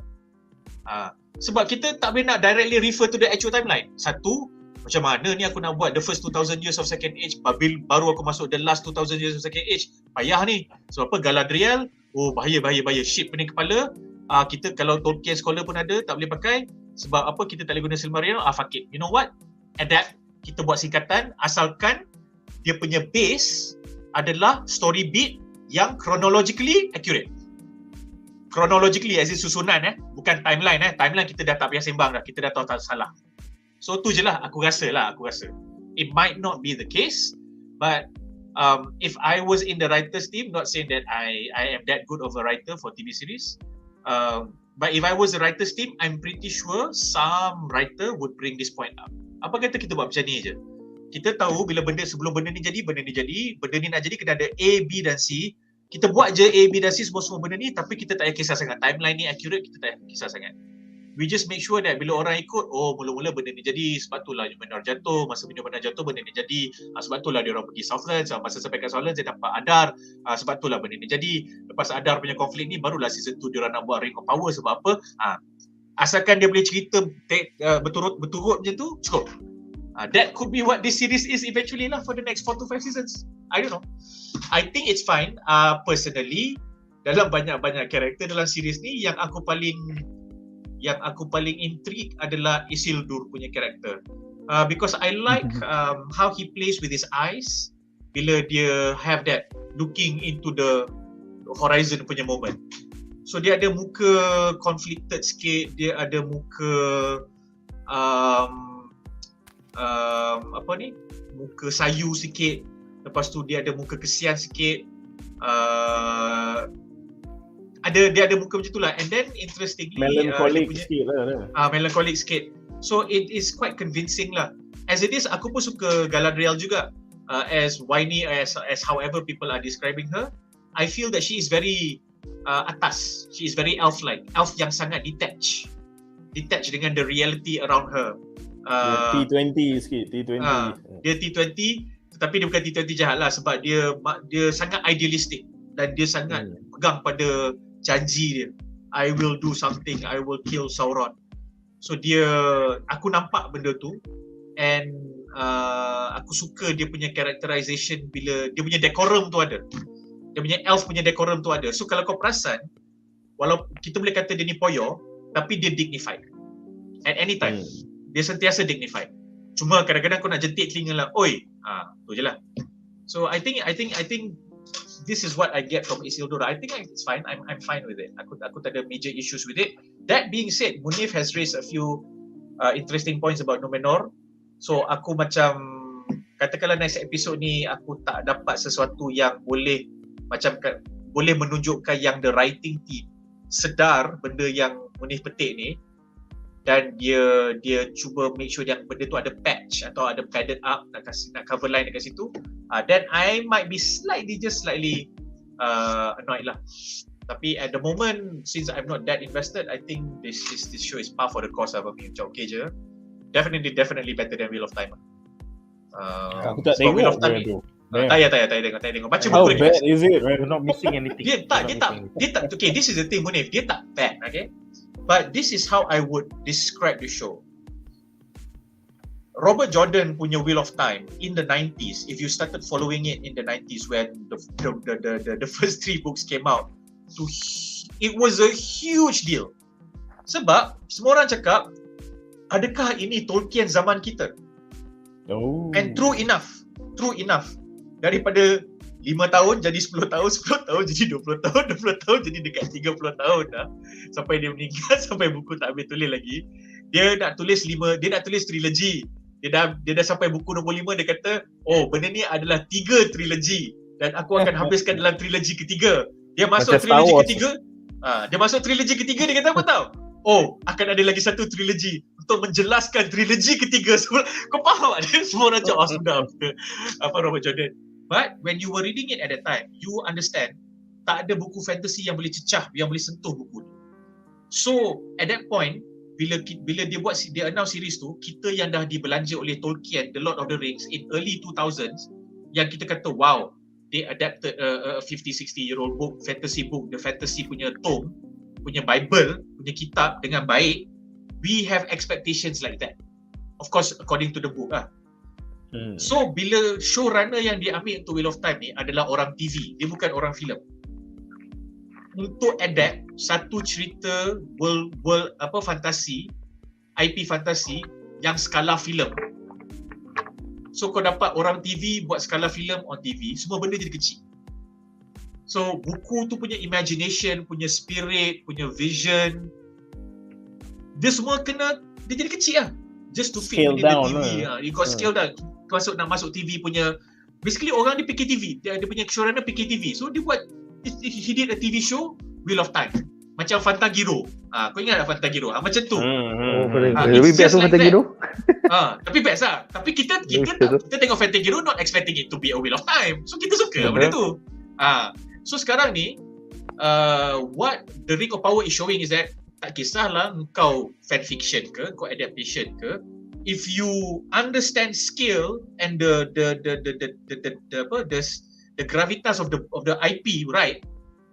Cerita yang kau buat walaupun bersepah atau walaupun mungkin tak cukup accurate, you get a sense of scale. Dia ada spectacle lah. Dia ada spectacle. Especially part masa Elf, that extended scene, dia tengah fight, dia nak escape, lepas tu dia panjat-panjat, member dia mati, lepas tu dia tengok shit, semua dah kena terbang, and then music tak ada, sound tak ada, kita dengar ambient music saja. Lepas tu dia jatuh, lepas tu Adar kata okeylah, biarlah dia potong pokok, lepas tu dia potong pokok tu sambil menangis. So that is the sense of scale. Sebab kita tiba-tiba nampak fuck, hilang semua benda ni. And then bila dia sampai Numenor, kapal tu masuk, you see a sense of scale. So kau nampak semua benda ni, even dalam the visions that they get about Numenor getting flooded, kau nampak sense of scale. Foundation tak payah cakap lah, sense of scale dia. So we have showrunners that understand this lah. Sebab the story is about imagination. Kalau one way to deliver the imagination is you need to have a sense of scale. Manusia besar ni, dunia tu besar tu. Macam kau tengok Dune, manusia besar ni, gila kau kapal dia besar mana sial. Just to understand, Amir, this is how big your imagination has to be for you to watch this show. So Wheel of Time dia gagal lah di situ. Dia masuk Air Sedai punya bangunan tu, dinding Air Sedai sama tinggi dengan dinding rumah aku. Air Sedai apa benda? So dia benda-benda macam tu lah. Macam Numenor, dia masuk hall tu kau nampak, dia pergi elf punya kampung tu, punya kat dalam hutan tu kau dah nampak dah, wow, pokok tu tinggi macam ni Dia masuk dwarf, dia masuk KHAZAD-DUM, ambil kau. Turun lift sial. Terus. So benda tu dia faham. Dia faham. So dia dah belanja lah. So tu yang going back to Isildur. So thankfully visuals dia okay, super, thankfully. And to many, maybe to like people like me, cukup belanja untuk aku boleh overlook this storytelling punya ni. But then again, aku particular storytelling, so kita tengok, kita ada lagi 4 episode going back to Isildur, aku rasa benda ni okay lah kot. I get it. So I'm like, okay, chill, let's see. The only thing that can fuck Isildur up is the characterization lah. Basically what we don't want is what people think Galadriel is, tapi the Isildur version. Kalau dia kata, aku kena bela nasib abang aku, ini adalah janji aku pada diri aku kena kotakkan janji aku. Kita tak nak Isildur macam, aku nak buat apa dengan hidup aku ni? Apakah purpose in my life? Pasal aku dengar ada orang nak jual kurma kat aku, tapi aku tak nampak pun pokok kurma dekat-dekat dengan aku. So kalau kita dapat dua benda ni, Then kita malang unfortunately. Oh my god, so, bro. Oh my god. Hopefully not. I'm not getting that vibe that we will get it, thankfully. Macam Wheel of Time, you can feel it. Two, like you can feel it episodes away. Benda ni. I think semua orang setuju dalam Wheel of Time, there's only one scene semua orang suka. That one scene is not even in the books. Yes. Mamat death, Iskandar itu punya ward, the death of a ward. So Mamat tu dia the death of a dia warden. express dia punya kesedihan seorang ward seperti dia mati. Itu je. That was cool. But not Leonardo buat tu ke? tak. Itu lain. Okay, dah. Itu saja. Okay, so kita ada satu spekulasi. Aruna mengatakan bahawa dia rasa season 1 will end with the forming of the kingdoms of Nice, man. I like it. Dan Sauron will appear as Anavar alongside Celebrimbor, showing Celebrimbor what rings he needs to forge with the new Forge Tower. Aku rasa dia be a I nice. will put money on this Aruna. I will put money. Aku rasa dia last episode dia akan bagi tahu idea kita kena buat ring. Tu je lah. Itulah. Macam tu. Episode. Akhirnya kita nampak Eminem macam ni. So Eminem last episode lah kan. Kalau going by that, just simpan. nampak That Eminem lah jadi elf cibai yang menjadi barut untuk Sauron. I mean, Aruna Sena, I will put also money on your second one. Personally, aku suka Elendil punya characterization. Elendil is my favorite character in the ni. As much as I'm intrigued by Isildur, aku suka gila babi Elendil. Very stoic, sangat well acted and directed. Yeah, man. Dia punya best lah, very nice watching He him. can say so much with his eyes. Yeah, I was about to say the same thing. Yeah. And thankfully he's a character yang dapat lines pendek-pendek. So bila dia deliver tu dia jadi best. Tapi dia subtle, so kau tak rasa impact dia. But dia yes, ada I agree with presence you. kan. Dia definitely Yeah. ada presence. He has a presence. Sangat. Very nice guy. I do not know the actor but I like him. I think he's a European, I'm not sure, but you can find it on IMDb. Anyway guys, dengan itu berakhirlah 3 plot menarik kita, dan sekarang kita bakal bincangkan harapan kami untuk episod hari Jumaat ini. So, apakah harapan anda untuk episod kelima The Rings of Power hujung minggu ini? Kita mulakan dengan Munif, silakan. Aku rasa next episode ni yang episode 4 ni memang tak ada pasal half foods kan. So they're definitely gonna show half foods dalam the next episode ni. So aku harap for the sake of the half food punya subplot tu, macam something needs to move lah. So macam Bro, their wagon is moving. That's it. Only the wagon is Kaki dia moving. ankle dia patah. Macam mana dia nak move? sebab yang tu dah macam so far every macam half food punya scene kita tengok is all about the same thing. I want to go on adventure, want go adventure. Tapi macam dia cakap situ je kan. So harapan aku untuk that subplot, dia nampak lah itulah some movement lah, especially on the part of the stranger tu, which is obviously the most intriguing part of that subplot. Lepas tu untuk subplot yang Arundir pula, well, more Bronwyn is always welcome, obviously, hopefully in the same attire.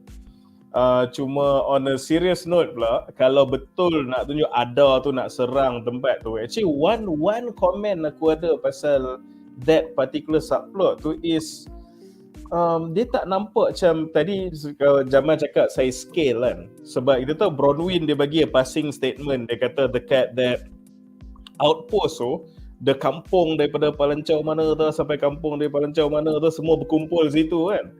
Tapi macam the scenes yang that was shot tu nampak macam ada 40 orang tu at one time kat situ. It felt small, macam bukan a refugee camp of what should have been hundreds lah, sebab daripada multiple villages kan. So maybe tak tahulah ada aerial shot tunjuk macam kalau CGI orang pun tak apa, tapi something yang nampak dia punya scale tu ni ramai, the outpost is bursting with people, it's poorly defended, is very vulnerable kalau ada tu dengan dia punya orc minions datang lah.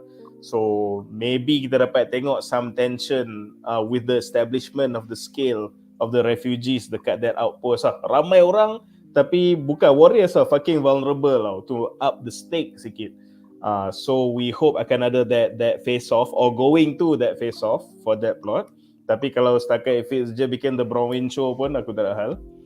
Yang for the other subplot lah, okay lah. So pasal the Numenorians punya alliance dengan Galadriel, dia macam mana? In a way, aku tak rasa macam dia akan immediately in some random mid episode sampai terus at the Southland tau. So if it's not that, macam then what happens to them kan? Takkan macam tunjuk scene dia orang sembang-sembang atas kapal, takkan macam half foot the scene tu maybe untuk episode ni tak ada because the main character Galadriel is in that subplot kan.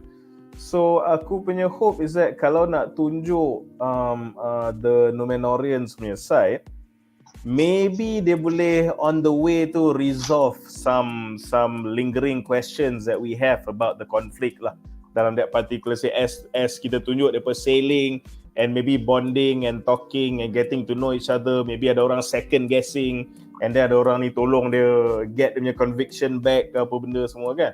So just and then at the end of the episode baru tunjuk depa make landfall ke apa, something like that lah. So kalau kita slow down a bit on the whole Galadriel Numenorian part, maybe more dialogue driven on that part, tak kisah. Itulah all in all I guess itulah, it's just that I think they will do what they'll do lah to make the plot move and be interesting. Cuma my biggest concern, if I can just pick one harapan out of all those harapans from all the subplots, so is that yang half-foots lah. There's definitely gonna be half-foots again, which is so far the worst part of the show lah. So just harap something move so that we love and we get invested in all the subplots instead of just aku suka 3-4 ni, alah half-foot datang lagi kan.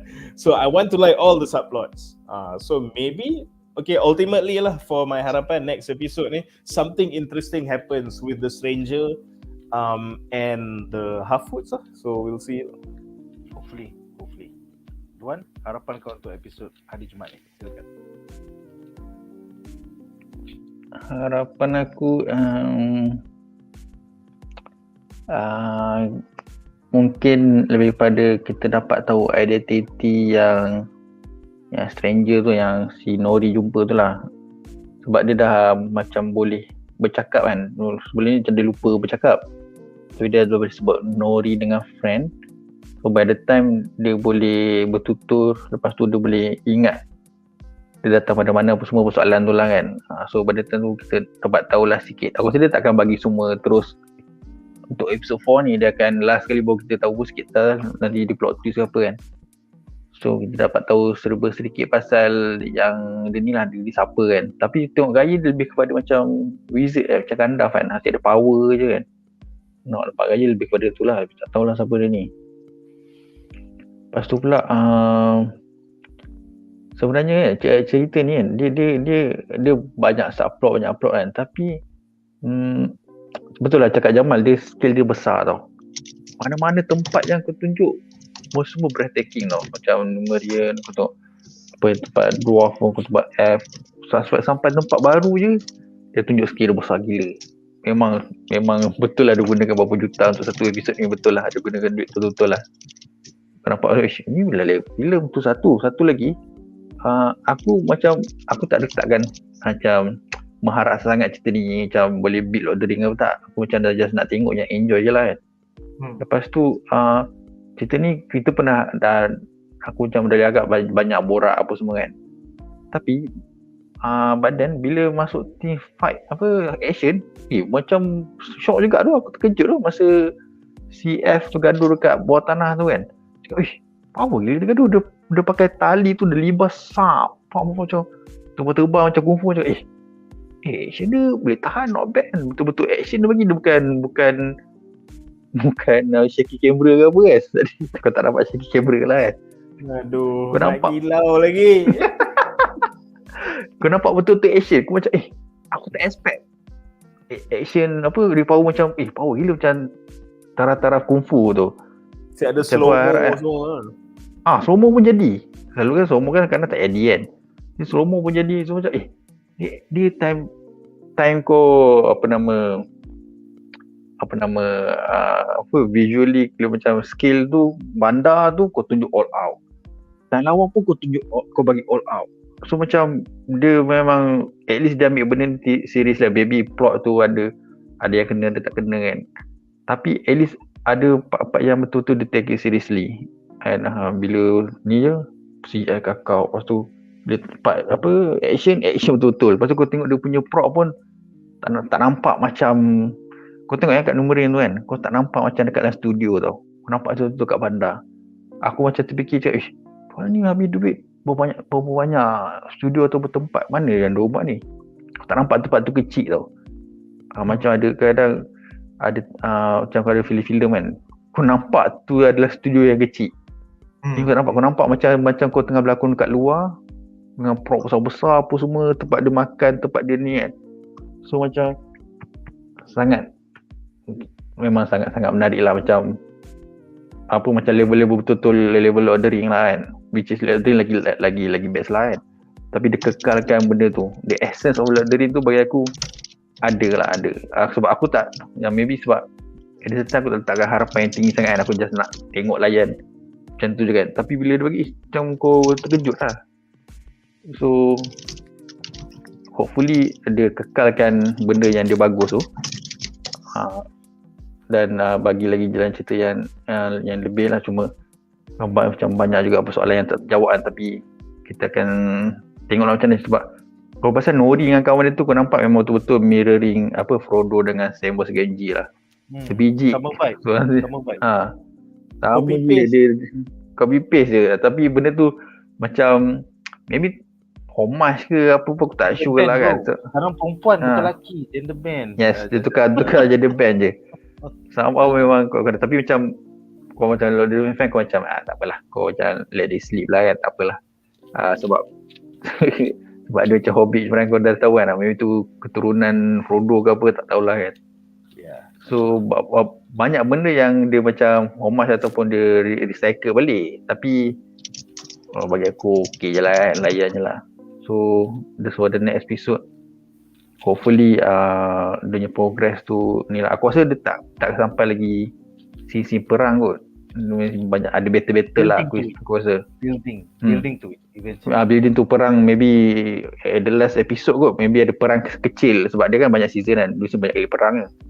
So harap ada perang, ada battle kecil-kecil lah. Yang seronok macam tengok masa dia lawan dekat bawah tanah tu kan. Aku best tu tengok. Tak sangka memang F tu, yang tu memang kuat gila tu. Memang kau percaya lah. Hopefully kau boleh entertain lagi lah macam tu. Cool. Seterusnya Jamal, bring us home. Your hope for the episode this Friday. Silakan. Hard to say. Aku generally I like this series, but I'm not like puji gila-gila babi ke apa ke. I just would like to say that okay, so far visually series ni is well made. When I say well made, I'm not saying that dia macam gempak gila, sebab orang kadang-kadang biasalah different expectations read differently kan. I think it's well made. Kau boleh nampak yang the showrunners tahu nak pakai duit, nak letak duit kat mana, and bila dia kata okay, duit ni aku nak letak kat props lah, aku nampak props pergi mana. Duit ni aku letak dekat costume, aku nampak pergi kat mana. And things look well thought out, tapi bila kita start to nitpick, bila kita start to discuss it, and then everybody raises their points, benda tu fair criticisms. And I think there will be up to a point je kita boleh pakai alasan kau tak pakai Silmarillion, kau pakai ni. It's just up to a point, because at the end of the day, bila kau masuk episode 6 onwards, atau kau nak masuk season 2, kita dah tak peduli. Okay fine, kita tahu kau tak boleh pakai Silmarillion. Now tell us the story you want to tell us. We will judge whether we like it or not. So hopefully kita akan sampai ke point tu, because aku rasa kalau kita sampai ke point tu, it means that in our own ways kita dah terima lah. Okay, kita faham. Kau tak, you are hamstrung, tangan kau satu kat belakang, but dengan satu tangan ni pun you are doing a very decent series, all things considered. Tak boleh nak puji lebih-lebih, sebab apa, benda ni tak fully accurate. And kalau boleh kita nak lah suka benda ni sebagai satu sambungan, atau dengan ada sesuatu yang ada kesinambungan dengan Lord of the Rings trilogy kan. Tapi kita tak boleh, so tak apa, kita dah redha benda tu. So I have a feeling that I will like watching it for at least 3 seasons. So my hope for this coming episode adalah there are a few things that can happen. So kita dah sampai the midpoint of the series. So next week is kita masuk the second half of the series kan. The first episode of the second half. Dia 8 episode je kan first season ni. Okay. So next episode, which I feel that from a timing wise, sebab tu aku cakap tadi mungkin writer ni ada miss a few things. Dia nak jaga dia punya story beat tu dan dia nak make sure pacing dia tu tak lari. So dia kata episode 5 kena ada benda ni, episode 4 kena ada benda ni. Tapi at to the detriment of the storytelling lah, macam Munif terlepas pandang narrative points, Duan terlepas pandang, aku pun terlepas pandang. So benda yang akan berlaku, yang perlu berlaku sekarang adalah satu, Adar akan menjelaskan apakah agenda dia, apa yang dia nak buat. Dan kita akan nampak agenda ini dijelaskan atau diceritakan oleh Arondir kepada sesiapa yang dijumpa. So itu perlu berlaku. Dan as a direct consequence of that, the man of Southlands akan rally. Okay. So nombor 2, kita akan nampak rombongan ataupun entourage daripada Numenor yang mengiringi ataupun menghantar Galadriel ke Southlands dengan mungkin ada agenda peribadi permaisuri itu, serta Halbrand dan Galadriel macam fuck lah, tolonglah jangan jadi apa-apa, tolonglah jangan jadi apa-apa. Pada masa yang sama menjadi titik mula sebetul-betulnya story arc untuk Isildur. And then nombor 3 pula, kita akan dapat progression Durin dengan Elrond punya friendship, as in what will Elrond do with the Mithril and what will he tell the elves when he go back lah. So for me, what I see are these 3 main things lah. So benda yang aku rasa kita akan dapat lebih adalah the first 2. The first one is because we ended this episode on that. So on Galadriel nak kena hantar. So kita akan dapat banyak benda tu. And then number 2, kita akan definitely dapat scene Arondir kata, okay, I am back. This is what the fuck that is going to come down. We have to do something. Okay?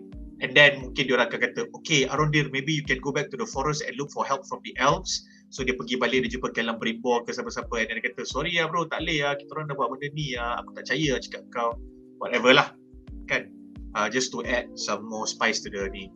And then in between that kita mungkin akan jump ke KHAZAD-DUM dan nampak Elrond say bye-bye to Durin. Sebab apa, bukan kata misi dia dah tercapai, dia nak buat apa lagi. Dan juga Durin pula dah kata, okay pa, kan dia punya conversation dengan ayah dia at the end tu, you nak buat apa? Okay, sekarang aku nak keluar, aku nak pergi jumpa. Okay lah, Durin kena keluar lah. So now you see the dwarf outside of the ni and the dwarf visiting ni. So you might see these 3 things, and if we get any of these, any 2 of the 3, I'll be satisfied. What I personally want to watch though is mungkin a bit more on Isildur. 2, there an exchange between the Queen and Galadriel, talking about how Numenor regressed, and then aku nak nampak scene di mana konflik antara Durin dan Elrond mula berputik, where Elrond macam shit, benda ni aku tak boleh bagi tahu Durin, tapi aku kena bagi tahu. Lepas tu Elrond kena tipu sunat lah, seperti muka dia dah muka biasa tipu sunat kan, so tak boleh buat apa. And then lastly, to be honest, aku tak kisah sangat. I should be intrigued, but I think there's a lot less time spent on him, so we do not know. I have a feeling he will be treated like this, kejap ada kejap tak ada. And then at that final battle, masa Adar tengah lawan, at some inopportune moment dia terasa dia kena jadi hero. Dia jadi hero, dia bawa keluar benda tu. Lepas tu Adar macam, oh thanks boy, I was about to die. Boom, Adar ambil. Lepas tu Tio macam, season 2. Tapi saya elf. Lepas tu dia tunjuk telinga dia, tapi saya elf. Sial. Aku dah tahu. So Jamal.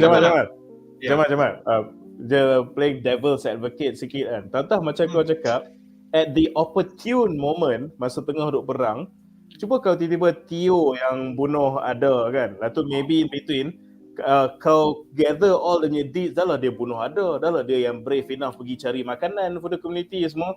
He will become one of the kings of men yang akan eventually jadi Nazgul lah nanti kan. Kings of Men tu aku rasa kalau kita nak speculate, I have a feeling that will be part of Isildur punya arc. menjadikan bapa dia the king of men. Tetapi insiden yang kau cakap tu aku berminat. In the sense where Tio terbunuh Adar, and then Tio yang diangkat menjadi king kepada diorang. Yes. Nadzru. Very cool. Kan? Alright. And Tapi then you aku see rasa- conflict lah. You aku will see rasa conflict Adar because ni they kan, will make dia- Arondir dengan Bromine split lah. Aku rasa Sebab Adar ni Bromine dia akan macam kasihan ada plot twist lah. Sebabnya kan dia ada Betul. cakap dekat apa yang Elf ada kata, you didn't know the true story macam mana lah dia kata kan. So seolah-olah Yeah, macam apa nama, Adar ni macam elf yang tersakiti lah. Dia kan memang elf kan. Ada So, macam ada dia- banyak elves in the first age yang tersakiti Dia orang punya Betul, empire betul. hancur kerana Morgoth. So Adar could be one. Betul-betul. So lah aku rasa dia apa sebenarnya yang dia buat ni kan, aku rasa macam betul. So aku nak tahu cerita Adar juga. Dia punya apa, dia punya eyes kan. Sebenarnya benda yang dia buat ni ada betul sebab dia tersakiti oleh elf kan, banyak sombong dan bongkak kan. So diorang dia telah di-betray. So dia join dengan side yang bagi dia betul lah. So dia yang bagus, villain yang bagus Aku suka adalah lagi. villain Sequel yang punya apa, villain yang dia rasa dia betul. Betul? Bukan dia buat salah. Thanos, Dia rasa dia buat dia betul. Dia Yes, Thanos. Thanos. Actually Aku harap ada macam tu. aku harap actually next episode bila Adar share pasal diri dia atau sejarah dia, we get our first proper exposition. Sebab kan siri ni kita tak dapat full exposition lagi kan. And I hope that if it becomes that and Adar is the first exposition, I hope it will be worth it. Sebab Adar punya exposition tu lah akan jelaskan kenapa Numenor dah tak percaya kat elves. Adar punya exposition tu lah akan menceritakan macam mana Callum Primball lepas ni kena corrupted sebenarnya, dan Elrond tak sedar tanpa semena-mena dia akan menjadi ketua kepada elves, dan Galadriel is actually doing the right thing so we can redeem her eventually. Dan dia juga menceritakan, memberi motivation kepada karakter Isildur untuk menjadi kings of men dan sebagainya. If that were to be the case and it happens right smack in the midpoint of the series, that might just be a writing master stroke lah. Betul. Because kau simpan semua ni, kita dah macam dah rimas-rimas apa benda ni, ambil kau Adar, and then terus kita punya season 1 dia punya MVP dia adalah Adar. Kau nak suka Betul. Adar, kau tak nak suka Adar, kau tahu Adar sangat penting untuk season 1. Betul. Because he is the guy that carries the story. Padahal sebenarnya dia nak fulfill dia punya own, macam Duan cakap dia nak fulfill dia punya own agenda aje. Dia elf yang tersakiti, tetapi dalam pada dia nak fulfillkan benda tu, dia buka pintu untuk Sauron, dia buka pintu untuk ni, that would be pretty cool lah. A second thing about Adar yang aku nak petik adalah korang perasan tak dalam overlay yang Nick bagi tadi muka separuh tu, rupa dia ada rupa macam yang Foundation punya king tu sikit-sikit. Tak Lee tengok Pace. condition. Dia mungkin dia Pace. macam Lee Pace sikit-sikit. Yeah, I think that is pelakon yang melakonkan watak Benjen Stark dalam Game of Thrones. Kalau I see. Sorry, aku tak tengok GOT macam they're tu. both British by the way. They're both Tu aku tak foundation tengok. Jadi tak tengok. Aku tak tahu. Tak apa. GOT kita tak tengok tuan. Tapi yang pasal Tengok Adar kan. Tapi yang pasal Adar betul juga. Entah kenapa dia duk wipe out the forest tu. Boleh jadi sebab dia Dendam. nak weed out the traitorous punya elves tau. Maybe dari dulu dia dah tahu dalam elf ni Sauron dah infiltrate, dah jadi ada tali barut ke apa. Bila dia cuba nak reveal, the elf society kick him out. Tapi dia betul-betul Dendam semua lah. dia tahu Nice, elf I ni like that macam too. dah kena infiltrate kan. So aku bakar hutan ni sampai korang keluar. Nampak Maybe keluar sebab sekarang. tu dia buat. Maybe sebab tu dia buat benda dia buat. Sebab dia sebenarnya memang nak lawan the Dark Lord, and the Dark Lord dah ada a foothold on the elves. And that's why maybe Numenor pun tak percaya dengan the elves lah. Boleh jadi Maybe, Jamal, that will be a writing master stroke betul lah. Kalau dia macam buat, I'm not holding my breath I'm not holding my breath. But aku just, benda yang aku harapkan, okay, kita akan dapat exposition Adar, cerita tentang backstory dia, and set up the last 4 episodes, dan benda ni yang akan menggerakkan kita for the next 5 episodes. Aku harapkan benda tu je. That'd be cool And lah. I hope that's the spectacle. What Adar will share, I do not know. Itulah kita tahu. Sebab kau itu kita tengok tak tahu. ada punya aku tengok masa dia dah dapat satu episod nama dia seorang tau ada. Lepas tu at the end pun dia macam tak tunjuk tau. Dia macam something big tau ada. Hopefully betul lah. Tahu lah. Tapi Jamal cakap saya spectacle lah. Aku ni ada one last harapan lah yang aku nak cakap. Cakap saya spectacle lah. aku actually still hope to see the destruction of Numenor in all its glory lah. Sebab how we ended episode 4 tu, aku nampak macam mana tau. Kalau aku kan duk fikir kenapa Queen macam so siapa nak volunteer, you the fucking Queen kan, kerah lah semua orang pergi tolong Galadriel kan. Aku rasa kenapa dia suruh volunteer tu pasal dia nak gather the guys yang still believe in elves, the guys yang brave, or the best of us kan, the best of us. Sebab dia sebenarnya tahu bukannya dia nak tolong Galadriel to stop the prophecy, dia tahu the prophecy cannot be stopped. Petal sudah datang, makna dia tsunami will datang next. So they gather this is the bravest, the best of us, pergi dengan Galadriel, tubuhkan kau punya kingdoms, Gondor apa semua. Numenor ni memang akan hancur juga. So dia menuas up lah. So korang pakcik apa? Pakcik yang apa, yang serang yang pergi serang member tu. Sampai apa member dia patah tangan tu ketinggal dah mati lah kan pakcik tu. Mati lah. Mati tenggelam lah. Kau nak cakap kerja kau kerja. Kan. So tu cakap, so hopefully macam that was the Queen punya plan lah. Dia tahu bila nampak petal bukan dia nampak peluang untuk stop. Bila dia nampak petal tu indication tsunami dah nak datang. Okay, siapa volunteer? Okay, depa ni is our bravest, our best kan, the best of us. Korang pergi, bye-bye Numenor. So maybe kalau bukan next episode, maybe few episode we get to see that event, that spectacle to happen. Aku akan sangat suka tu, serius. Aku rasa dia tunjuk kot sebab dia apa bajet banyak kan. So dia dah tunjuk sekali lah. 3 kali lah. Aku dah ni kan. So tunjuk. 2 minit. Itulah. Alright guys, so dengan itu berakhirlah sesi perbincangan kita tentang The Rings of Power Season 1 Episode 4. Jumpa lagi. Betul-betul ordering 3 jam. Terima kasih kepada para panel kita, Munif, Malek, Duan, Kaki Komik dan juga Jamal, Raslan.